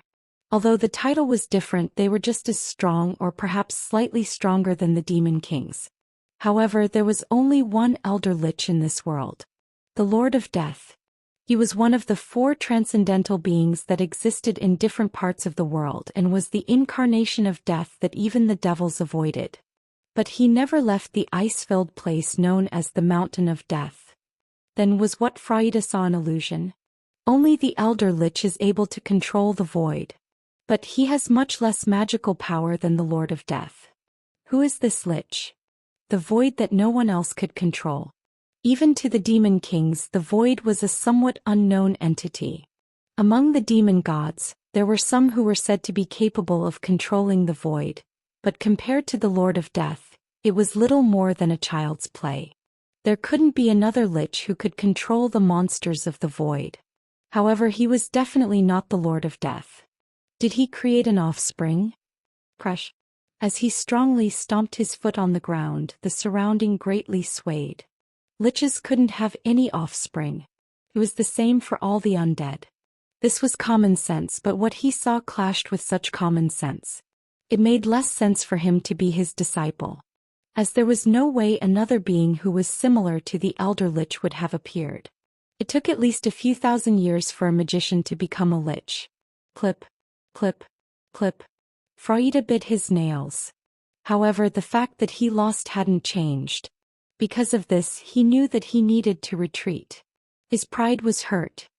He was trying to gain the favor of Inroth with his distinguished service, but he was now in a situation where it would be lucky for him to not get killed. Roosevelt. Where is Roosevelt and what is he doing? Only about 200 devils remained in the vicinity of Freyda. Although he brought 10,000 devils, only 200 had survived. However, all the devils were silent. There was no way Freyda wouldn't know what they knew. As it turned out like this, we will attack Roosevelt. I can't let him take all the credit. Freyda had started to make unpredictable moves. He had no intention of letting someone else have what he couldn't. You mean that Roosevelt? This number of soldiers would be enough. The devils dissuaded him. Although they shared the same affiliation, there was no affection or fidelity between the devils. It was normal for them to backstab each other. It was their nature for them to prey upon those who were weaker than them. However, they were very small in number. As Roosevelt was a cold-hearted demon king, he would doubt Freyda right away if he was to approach him. Slit. At that moment, Freyda sliced the neck of the devil who was beside him. But as one devil became a corpse, the crowd became silent. The veins in Freyda's neck rose as he spoke. Returning empty-handed would also mean death. Roosevelt would kill him. Before I get attacked, I will attack first. Is this not obvious? They 10,000 troops who he brought to this place were Frida's own. As he had lost most, it was the same as Frida's fighting power has been drastically cut. And Roosevelt wouldn't just sit there and wait for Frida to attack him first and reverse the situation. The devils didn't try to stop him any longer, as it somewhat made sense. That's right, then where is Roosevelt? But it was at that moment. A black creature suddenly landed in front of him. He hadn't even seen it coming. It had fallen so fast that it escaped Frida's perception. It was a huge black monster possessing 4 pairs of wings. Balrog? 2 goat-like horns, a bulky figure, and his whole face was wrapped with flames like hellfire. Balrogs were strong devils who had existed since ancient times. Now most of them had died off and only a very few lived in the underworld. Due to their strong powers, demon gods caught them for themselves and controlled them. And in wrath had kept one Balrog. Using a very strong spell, he prevented it from moving around. Sometimes it was sent to a battlefield, but whenever it did, even the devils couldn't help but be terrified of the scene. Indiscriminately attacking both its enemies and allies. The Balrog was the top predator and the perfect destroyer. But why was Balrog at this place? Jurr. The Balrog lowered its head and looked at Frida. That gaze. There was no way Frida couldn't read its ill intentions. An evil gaze that only desired destruction. Stop him. He ordered the devils. The devils spread their wings, held their weapons, and cast magic. Sigma. Alpha Gamma Alpha Pi. Gamma Epsilon Iota. Sigma Omicron Upsilon. Rumble. Crush. Numerous magic descended on Balrog's body. Thick smoke filled the area. It was an all-out attack. If they were to be directly hit by all the magic, none of them would be able to survive. However, crunch. Balrog moved within the smoke. When someone moves at a quick speed, the smoke should be disturbed, but the smoke not seeming to move at all, the Balrog was suddenly in front of the devils. Using its huge hands, the Balrog crushed the devils like they were toys. Whenever he opened his mouth wide, whatever was in front of it disappeared entirely, and when he flapped his wings, flesh was stripped off and scattered. Then the Balrog stood in front of Frida. How dare you show your teeth? Frida frowned as he plucked one of his tails to create a spear. It was a magical spear that instantly killed whoever it pierced. This spear was part of Frida's body as well as his strongest weapon. However, the magical spear couldn't penetrate the Balrog's skin. Was it because he used up so much strength on his previous fight? This can't be possible. When the magical spear didn't work, Frida's eyes quickly widened. However, Frida never thought that this would be the last thing that he would ever see. Crunch. The Balrog opened his mouth and swallowed the upper half of Frida's body. Furr. Then, as if he was satisfied, he let out a cry. However, as if he wasn't full, he smacked his lips and looked around. In the eyes of a predator, the devil's bodies became rigid. Greywall. His skin had been necrotized and regenerated numerous times. He felt like he was repeatedly dying and coming back to life. Even when he was training rigorously as an assassin, he hadn't felt this much pain. He felt like his soul would become dust if there was even balance was even slightly off. The process of forcibly inserting an immortal being's power into a mortal. Of course it wouldn't go smoothly. Give up. You cannot endure this pain. Someone spoke. Muyang then realized the person who was speaking to him was Lucifer. Pass the authority to me. As I am also immortal, that power would no longer disrupt you. By giving Lucifer his authority, Muyang could avoid the pain. Lucifer was tempting him. That everything would be solved if he just passed over the driver's seat. It wasn't completely incorrect. Lucifer didn't lie. He just cleverly coaxed him. However, Muyang didn't reply. He just endured it. All Muyang could do was clench his teeth and endure it. If you don't accept it, the pain will not end. The power of the immortal being will destroy you. If your soul and your body become damaged, I won't be safe as well. So I will lend you my strength. If you pass your authority, I will free you from all this pain. Currently, Muyang's soul and Lucifer's soul were mixed together. In this state, if something were to happen to Muyang, Lucifer wouldn't be safe. That was correct. This was the truth. So Lucifer couldn't help but be anxious. However, if Muyang were to pass the authority over to him, would he pass it back to Muyang? That would never happen. It was impossible to take back the authority once he gave it away. In the past, Muyang hid his soul to counterattack him, but that method wouldn't work again. Crunch, crunch, crunch.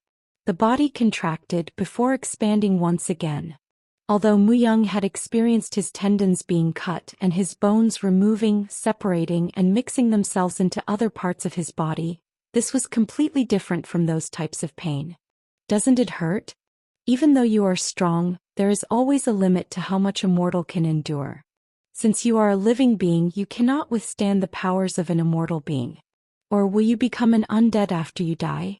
Like the lich you created? That won't be a bad idea. He spoke a lot. Lucifer wasn't normally a guy who chatted a lot like this. Lucifer probably realized that this was the best opportunity to take the authority away from Muyang. However, even so, Muyang felt something was off. Although his mind was weakened by the pain, Muyang did not miss this discrepancy. This was the first time Lucifer had been so desperate. That was when Muyang realized. Their souls were mixed together. If Muyang was weakened, Lucifer was also weakened. Up until now, Lucifer was protecting himself. He was protecting himself from Gabriel's strength, as well as all the other powers Muyang possessed. He shut the door so that he couldn't be purified and he wouldn't lose himself. However, the door was now being forced open.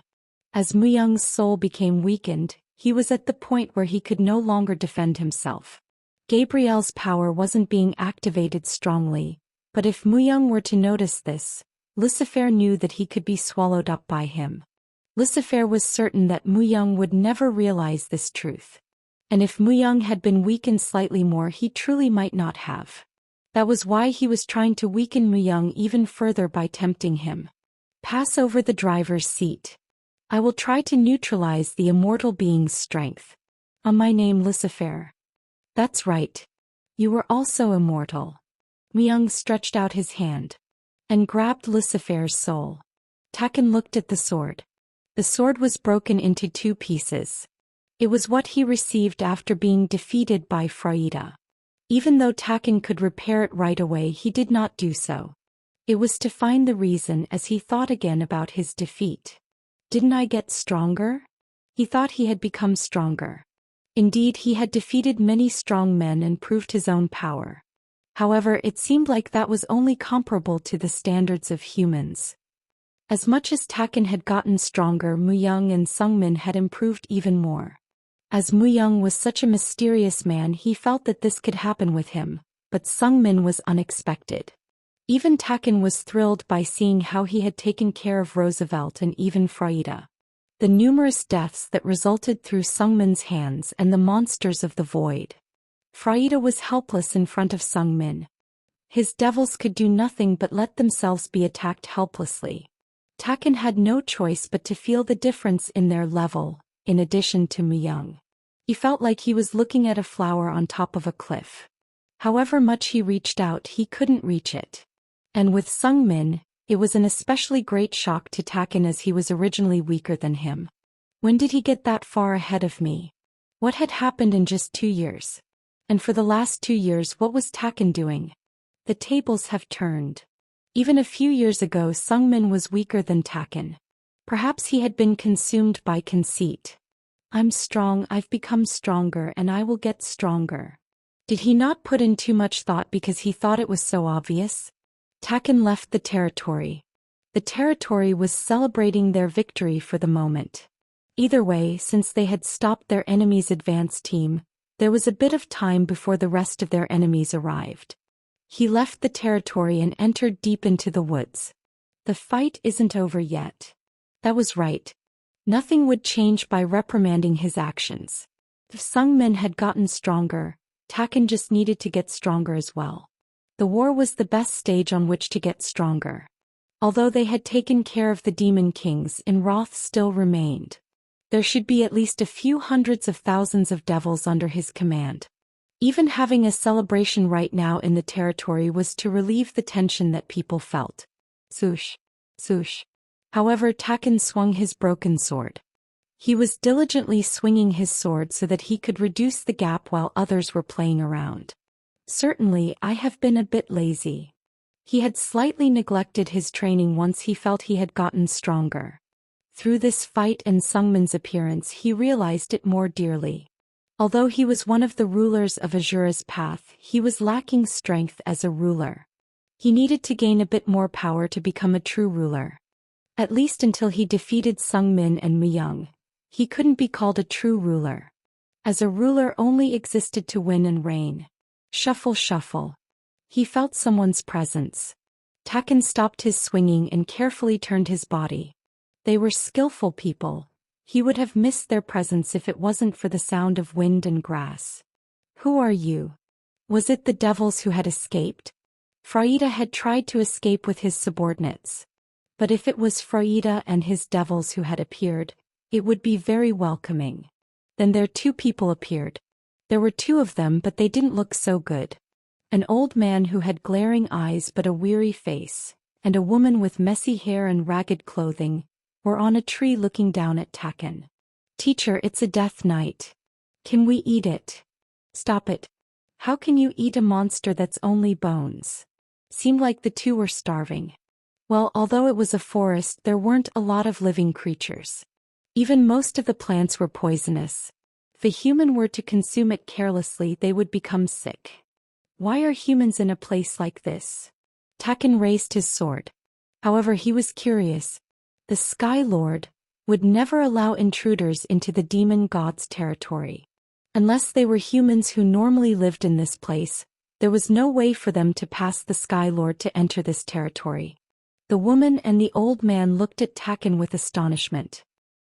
He seems like he is quite intelligent for a death knight. We can capture him and ask him all sorts of questions.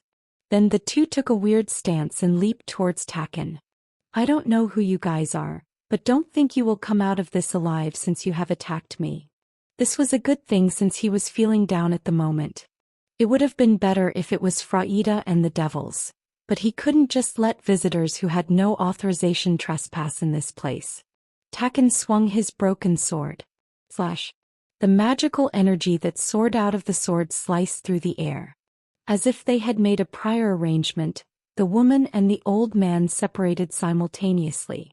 It was to attack Taken from multiple sides. Quite good. They synchronized well. Additionally, their skills were also quite good. Among humans, he rarely saw people who could move the way they did. However, Taken had already fought with those who were considered to be the top 10. But the woman and the old man weren't able to cause any damage to Taken. They continued to attack and defend at the same time. Although they were simple martial arts movements, their proficiency was like none other. And as they synchronized, they were able to exhibit more than their skills normally would allow them to. But it still is not enough. Taken wasn't weak. Although he felt that when comparing himself to Myung and Sungmin, truthfully, Taken was strong enough. Taken wielded his sword. As the woman jumped low to avoid his attack, he twisted his body in a mysterious way to once again attack where she would land. A death knight. It was a move that was only possible because he was already a corpse. Tisk. Like daggers flew out from the woman's body and stopped Taken's sword. Ha! I caught you, you bastard. Then the old man grabbed Taken from behind. The old man grabbed hold of Taken's whole body so hard that he could crush it. Swoosh. But Taken vanished. As the old man squinted, the woman quickly threw a small thin sword. Teacher. Behind you. Swoosh. However, he wasn't able to completely defend himself. The sword pierced the old man's back. With teleportation magic, Taken was able to move behind the old man. You are quite skilled for a monster. The old man yelled as he didn't even tend his injury. Although we aimed for his head. His reaction speed was out of the ordinary. He was just 0.01 seconds late, his head would have been cut off. Interesting. Taken now felt amused. These humans, they were quite skilled. Perhaps they were stronger than most people who were known to be in the top 10. Asterisk, asterisk, asterisk. They fought for hours. The scene that reminded him once again of war concluded, and the surrounding forest had been destroyed. Numerous trees were cut down, the ground was torn up as if an earthquake had occurred, and in the middle of all of this, 2 humans had collapsed. Humans are definitely not a group whose skills I can easily determine. He had won, but Taken was still shocked. His broken sword has become dust. A few of his bones were also broken. He felt like he needed to rest for at least 2 days. Frieda had not fought under perfect conditions, but it was the same for the fight with these 2 humans. Their bodies were weakened as they had been unable to consume decent food for a long time. But it still didn't change the fact that these 2 attacked Taken first. Taken raised his sword against the 2 who had fainted from their injuries. Still, I'll let you die with dignity. It was a way to show respect to the strong. To kill them in one strike without pain. Taken approached the woman. Then, as he was about to swing his sword, the woman murmured quietly, "Dead, Mr. Muyang." Taken paused for a moment. Muyang. He didn't hear wrong. The woman definitely said Muyang. Taken only knew of one Muyang. Was she talking about the Muyang he knew? Does she know him? Taken shook his head. If she was associated with Muyang, he couldn't just kill them. His name saved your lives. Taken carried a person over each shoulder. It felt like she had a long dream. Susie was smiling in a place where her dad was fine and Muyang was there. However, darkness soon descended and the 2 disappeared. Susie cried, and that was how the dream ended. Ha! She quickly raised her upper body, covered in sweat. Where am I? After she got up, Susie couldn't help but be surprised once more. She was in a place she had never been before, with a big bed, a white ceiling and antique paintings on the wall. Are you up? The woman wearing a maid outfit naturally approached Susie. Ah, look at all this sweat. Then with a wet cloth she started to wipe Susie's forehead. Who are you? Susie couldn't help but ask cluelessly. The woman who appeared to be a maid smiled brightly. I heard you are the guest of our lord. Guest. Then the maid tilted her head. Emperor Knight said so. Emperor Knight? Ah, the knight that is made up of all bones. Did you not see him? Death Knight. That's what others call him. Susie widened her eyes. After finding the Death Knight, Susie and the Fighting King had attacked him. However, they were defeated. The one who should have died was being received as a guest. It didn't make sense. Especially the maid in front of her. He was definitely a human. She couldn't feel any aura of death. How could a Death Knight be with a human? Could you please wait for a moment? It is impossible to see the Lord right now. What about the person who was with me? The bald person. Ah, he is in a different room. He didn't wake up yet. Phew. Susie let out a sigh. Either way, it seemed like she hadn't died yet. Lie down for a while longer. I will bring you something to eat. Oh no. It's okay. I don't know about anything else, but I really have a strong body. Rather, could I look around? Will you really be okay? If something happened to the Lord's guest, it would be a problem. I'm really fine. Look. Susie did a handstand. Then with a finger she moved on top of the bed. I'm strong, right? It seems that way. The maid laughed and nodded her head. I'll lead you. This was a castle. A really huge castle. That wasn't the only thing that was surprising. Dweeby elf, dwarf, fire tar. What is this place? All kinds of species were gathered at this place. Species that would never live together. And she couldn't help but gasp when she saw that there were even fire tars. One moment. Please wait for a bit. The maid who was guiding her suddenly disappeared as if something had happened. Susie, who was left alone, pondered for a moment before she started to walk alone. This is definitely a strange place. I need to look into it. It was hard to believe that their intentions were pure. It was a world like the ones in a fairy tale, but she needed to stay sharp. Susie moved while remaining as low-key as possible. It was when she had reached a room after going up some stairs. Erend Dontek. I heard that there was a black monster roaming around outside of the territory. I had also heard that there were sights of Frida's corpse and his other devils. Is there something we must do? Build a team and strengthen the patrol rotations. Although there are about 10 more days before Inroth arrives with his army, we don't know what may happen in the meantime. I understand, Court Magician. And click. Someone in the room tapped their staff. A mouse is hiding. Susie stopped her, breathed. Creak. Then the door opened and black hands headed towards Susie. But Susie saw something when the door opened. Lich. However, there wasn't even time for her to react. It wasn't that she was simply surprised. The Lich's response was really quick. Her whole body was instantly tied up by the black hands. She tried to open her mouth forcefully, but it was no use. Then the Lich approached. The Lich was accompanied by a Dakibi and an elf. A human. I've never seen you before? Everyone found it strange after seeing Susie's face. It was a good thing they didn't instantly kill her. However, Susie couldn't help but be scared by the massive black magical power she could feel in before her. He isn't a normal Lich. These hands that bound her, as well as the presence she felt, was beyond that of a normal Lich. But it was strange. While all this was happening, she felt some sort of odd familiarity. Are you an outsider who infiltrated the castle? The Lich spoke icily. He had a very cold tone of voice that made her feel chilly. She felt like her head would be separated from the rest of her body if she nodded right now. The hands that blocked Susie's mouth released her. She was given the opportunity to respond. What should I do? He seemed oddly familiar but still scary. Liches were normally beings that made others feel instinctive fear. Her will to fight disappeared. Even if she were to fight, she didn't think she could win. I need to speak. Nothing would be solved by keeping her mouth shut. She needed to speak before the Lich in front of her sliced her head off with his cold hands. I'm a guest of the Lord. I think. She spoke what she had heard. Of course, she had never even met the Lord, but since they said so, she thought she must be. Then the Lich hesitated for a moment. The Lords. She wasn't sure why, but the word Lord seemed like a free pass ticket. Since although it was for just a moment, it made the Lich reconsider for a moment.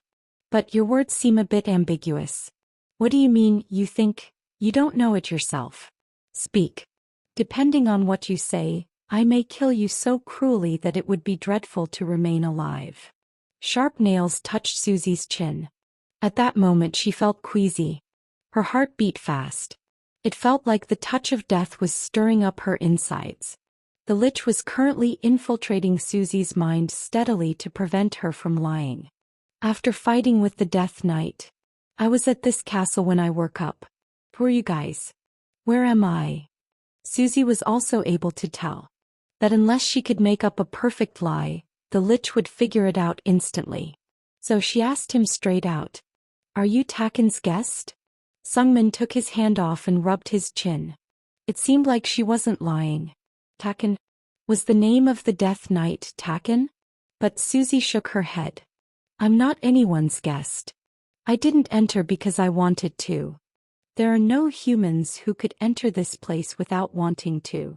However, the Lich spoke in a cold, firm voice, turning his body to speak to the elf beside him. Erend. As I think she came here by mistake, please lead her back. Yes, I understand. The thin male elf bowed and obeyed his orders. He then took Susie's arm, forcibly raising her, and started to drag her out. But even while she was being dragged out, her gaze was fixed on the Lich. What was this feeling? The feeling as if she had seen that Lich somewhere. He felt like that. Sungmin turned his body once again and re-entered the room. If Taken brought a human, there would be a reason. As Taken was one of the few beings he trusted, he couldn't just be hostile to a guest he had brought. A huge black beast. A few crystals were placed inside the room. And within the crystals, traces of a black beast were shown. It was the result of search magic that Sungmin had spread around the territory. However, as its speed was so great, only a few could capture its figure. It was definitely strong. Perhaps more than Sungmin had expected. He felt like there wasn't anyone else within the territory who could fight it one-on-one besides his lord, Muyang. The problem was that he couldn't figure out the monster's intent. It just kept roaming around their territory. Did it want something else? Sungmin shook his head. For some reason, the scenes didn't capture his attention. After seeing the woman who he took for a spy, he felt confused. A feeling as if I had seen her before. As he grabbed his staff, a black bison was summoned. After sitting on top of it, Sungmin was lost in his thoughts for a while as he rubbed his chin. A woman who seemed slightly young to be called a woman, like she was just in her late teenage years. But he felt like he had seen her before. Sungmin never forgot anyone who he had seen even once. So, the fact that he couldn't remember. Did I see her before I lost my memories? Sungmin's memories were incomplete. He tried to remember, but not everything came into his mind. Although he had a strong sense that he needed to find something, he didn't know exactly what it was. But what were this familiarity and this sense of loss? Was she the one he had been searching for? It's too coincidental. That couldn't be the case. She was. Then fate was playing a game on them. And Sungmin didn't believe in fate. There was no way what he was looking for would come and find him. Even though she might seem similar, she would be one of many encounters that passed him by. Finding my lost memories is something that I need to do after winning this war. Enroth was the strongest among all demon kings. If they won against him, it would be like taking a step forward in the fight with the demon gods. Muyang had a lot of expectations of this fight. And Sungmin's role was to draw as much time as he could until Enroth arrived. For his victory. The one thing Sungmin, who had lost his memories, knew. That he was a pawn for Muyang's victory. Asterisk. I'm sorry. The maid continuously bowed towards the elf named Erand. The court magician has shown mercy. Be thankful. Yes. The maid looked glad as the elf left after telling her this. Then when the elf disappeared from sight, the maid began to talk. Phew, I told you not to go anywhere. We both could have been goners. I'm sorry. Susie spoke honestly. If she had listened to the maid and just stayed put, they wouldn't have been in this sort of situation.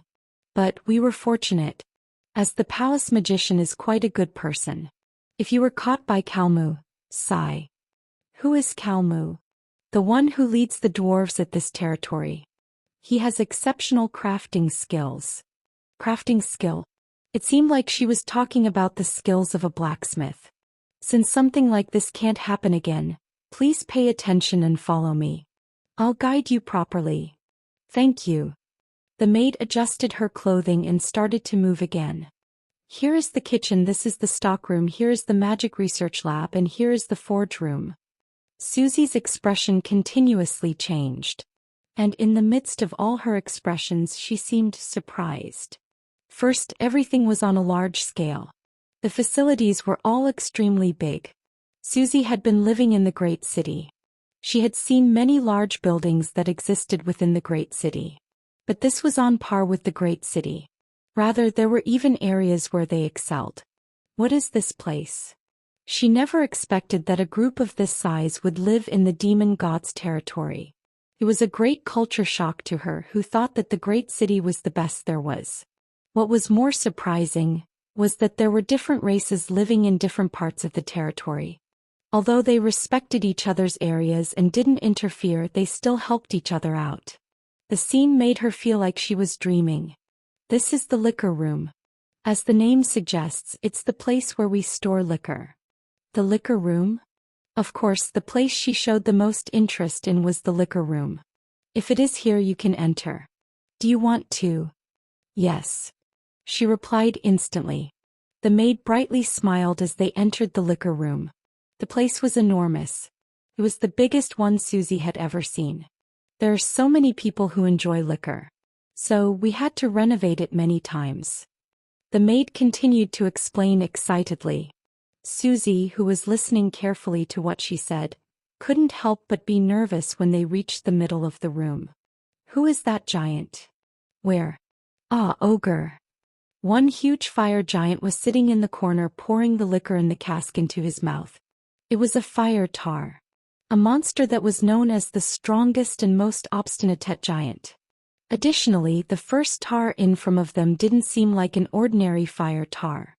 As Susie became cautious, the maid seriously approached the fire tar with her hands on her hips. Ogre. You hid in this room again. I told you can't drink whatever you want. The liquor made by the elves are the best. It is a sin to not drink it. The fire tar called Ogre snorted. Then Ogre rolled his eyes and looked at Susie. But you are a new face. Who is this? Is this your kid? What are you saying? I'm a single woman who hasn't even married yet. I can never tell the age of humans. They all look the same. Young, at least he looks a bit different for me to differentiate him. Why don't you try putting on a horn? Don't change the subject. Get out quickly. You're annoying like a fly. I get it. Damn it, I can't even drink when I want to. Ogre got up as he smacked his lips. A fire tar who was intimidated by a human. Susie blanked out seeing something like this for the first time. Then she suddenly widened her eyes after thinking about a word Ogre said. Young. Huh. Did you just say Young? What, I can't call Young now? Ogre scratched his head. Susie's heart raced quickly. Worry, surprise and joy. She didn't think there would be anyone else using the name Young. Not that. Do you know of Young? Are you making fun of me right now? Young is the king of this place. Thing. When she thought about it, even the maid told her Susie had come to visit the Lord.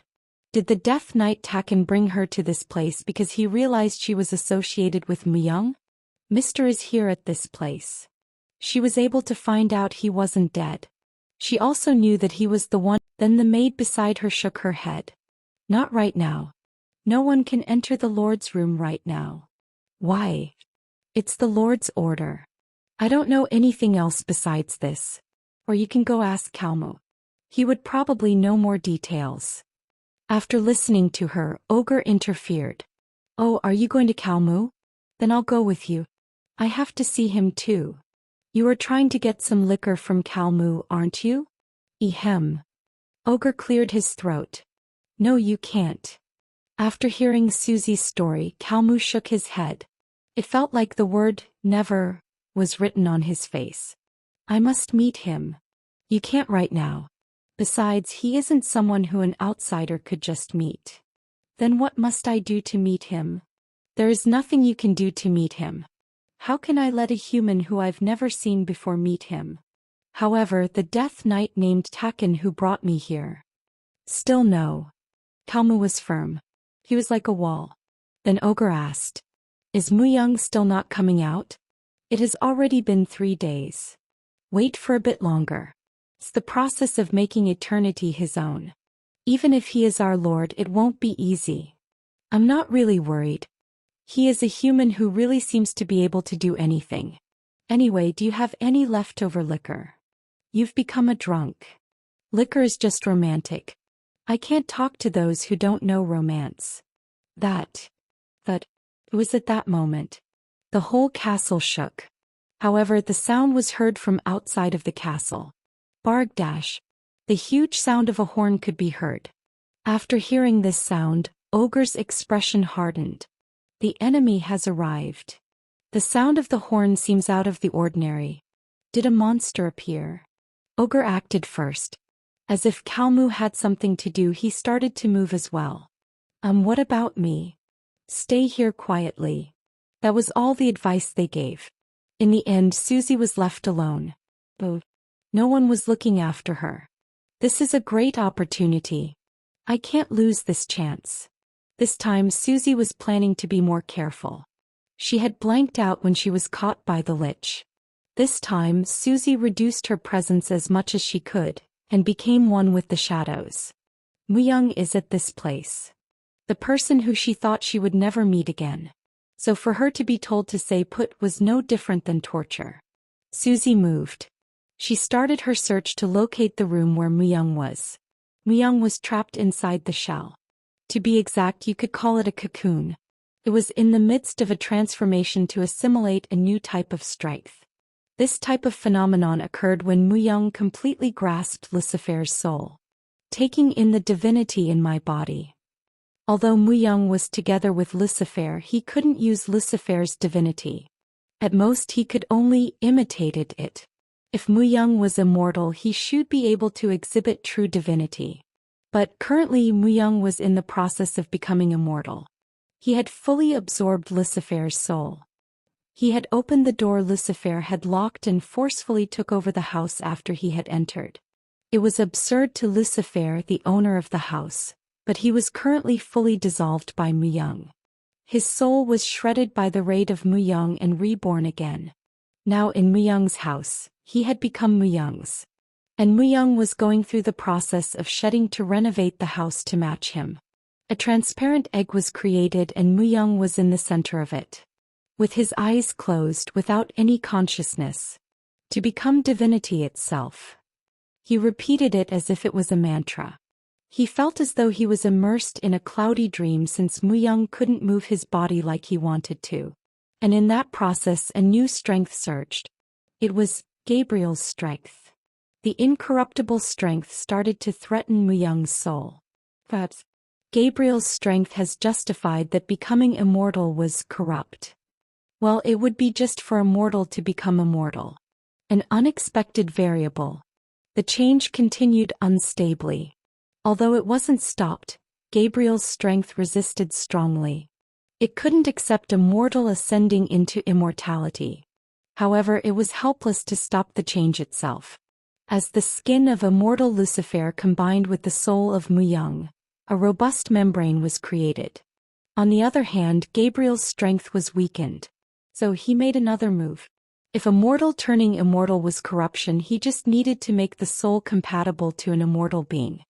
He was forcefully trying to rewrite his soul onto Gabriel's strength. In other words, he started to make a being that was Mu-young but not Mu-young. If he couldn't stop it from interfering, he was going to change the content of it. From a certain perspective, it could be perceived as though Gabriel's actions are steering Mu-young towards the best path of becoming a true immortal. Should he succeed in following the guidance of Gabriel's strength, Mu-young could become a true god. A being that surpasses Archangel Gabriel and a god who rules heaven. Of course, the content would be something great other than Mu-young, but at least he would be able to obtain pure divinity. But a perfect god doesn't have any desires. Perhaps when he becomes a true god, Mu-young would end all work. He might ascend as is and even create his own world. All the strength Mu-young had at his disposal could make it a reality. Gain divinity. However, the current Mu-young had a weak consciousness. It meant he could only move in the way Gabriel's strength lead him.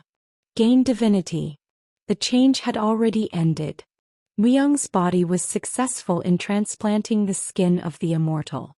However, he was still unable to change the content within it. A true deity who has the skin and the soul of a god was being born.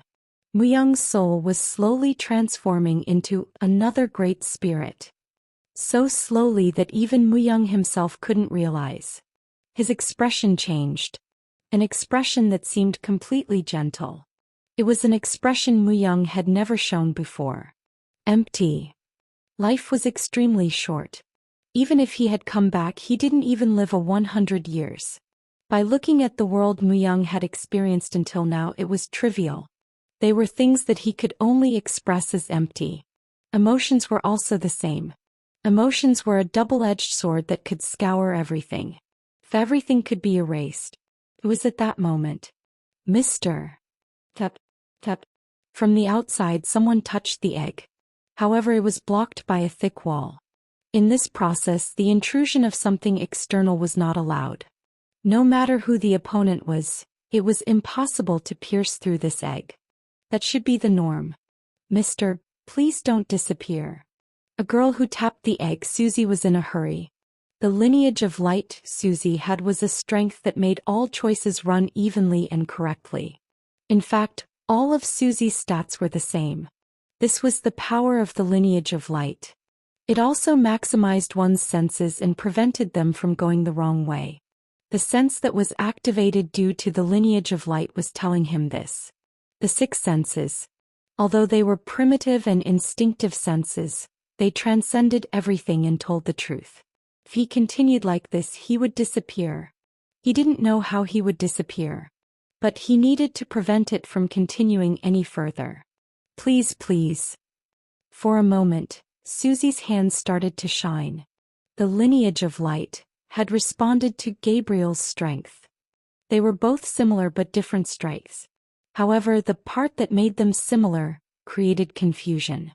Gabriel's strength was now weakened, and Muyang was putting all his efforts into transforming his soul. Gabriel's strength mistook Susie's strength of light as the same kind. In that state, Susie entered the egg. Susie didn't panic and decided on what she needed to do next. She forcefully dragged Muyang's body outside of the egg. Swoosh. As soon as Muyang left the egg, the structure collapsed. It became plain water and fell on the floor. Cough. Cough. Susie, who turned her head from side to side, instantly turned her gaze to Muyang. Mister, are you? But she couldn't continue to speak. Surprisingly, Muyang had already opened his eyes. It was because Muyang became conscious the moment when the Susie broke into the area. If Susie was slightly late, Muyang's spirit would have evaporated as is. He would have forgotten all the joys and lived as a great vessel. It was dangerous. Even Muyang realized this. To be exact, he realized this the moment he woke up. I nearly lost everything. A great vessel? A true divinity? Good. All good. But it was more important for him to not forget himself. There was no meaning in gaining strength if he wasn't himself. If Susie was a bit late, he would have lost what was most important to him. I'm Muyang. Muyang decided to live the present. His name itself was proof of his commitment. Forgetting his resolution was like becoming a living corpse. It was better for him to be dead. Gabriel's strength. Muyang thought about the process. Gabriel's strength malfunctioned and tried to make Muyang's spirit noble. Was it because the definition of corruption was different even though he didn't want it? However, rather than becoming noble, Muyang liked the trenches more. At least in the trenches he was able to always feel alive. You are Mr. Muyang, right? Susie spoke in a quiet voice. Muyang knew of Susie. He had met her close up when he attacked the great city with Alarsigo. How are you here? I followed your trace. I want to ask you about a lot of things. I have a lot of questions, but... Susie was in tears. Then she leapt towards him and hugged him. I'm glad. I thought you were disappearing. Susie cried out loud. It wasn't simply because she met him again. Sadness, yearning, and all the complex and suppressed emotions she had overflowed when she saw Muyang. Muyang stayed still. Even though he stayed still, he was able to empathize with Susie's emotions. Did I evolve? Not just that. Although he stayed still, he felt like he was able to find out all the things that were happening within a several-kilometer radius. The sound of living things breathing and everything could be felt. Even the cry of war and the thick scent of blood. Divinity. He also gained divinity as a demigod. He had become half immortal. Although he couldn't become a true god, Muyang understood what that meant. He stood in the middle with one foot on each side. Could be said that he was the sole one and only. He was able to hear the voice of small land, and naturally understand the flow of air. Above all, his ability to empathize had greatly increased. He was just able to know. Just by staying still, he knew. The emotions of Susie were intense. It was at a level that was not lacking when compared with the passion of a newborn who just came out into the world. Although I couldn't completely fulfill it, the contents still exist. Muyang was so close to becoming a god. Although he was unable to gain true divinity that created the world and put everything under it, it meant that he still had a few of its contents. Although he wasn't omnipotent, It was possible to show similar appearances in specific areas. It was a harmony made by mixing Lucifer's, Gabriel's and Immortal's strength. It was enough. Rather, it was the best outcome. As it was the result he received while he protected himself. I need you to help me. Myung stretched his hand out. Then he touched Susie's forehead. Although it was little, Myung's strength started to pass over. The light emitted from Susie's whole body and her physical ability started to rapidly increase. It was only possible because it was Susie. As Susie entered the egg Myung was in before he finished his transformation, she was able to be in sync with him if only a small measure. Also, it was possible because of the lineage of light. Susie stopped crying. And with a surprised face she spoke. How did you do that? I will let you know once the fight ends. There are a lot of things you need to know. Things related to Bae Sung-min and the reason why he attacked the great city. Susie had the right to know. And so, there was a reason why Susie had to follow Myung. Or he needed to kill her. The only person who could psychomance with him had now become Susie. In other words, she was now able to make Myung confused as well as give him security. I think I know what I need to do. Baruch. I can hear voices in the surrounding. What kind of magic did you use? I'll let you know when after this ends. Myung sat down. After his transformation he gained new strength, but he needed time to recover. He wanted to conceal and save his strength for his fight within Roth. Susie would be a great help. Susie gulped her saliva. For some reason Myung's voice seemed so kind. Like her father. Could it not be him? He is Mr. It was true. Just he was able to empathize. It was natural for someone to seem nice if they empathize with them. Don't go anywhere. I'll be here. And I'll be back. Susie lowered her head. As she was able to release her emotions, she felt stronger.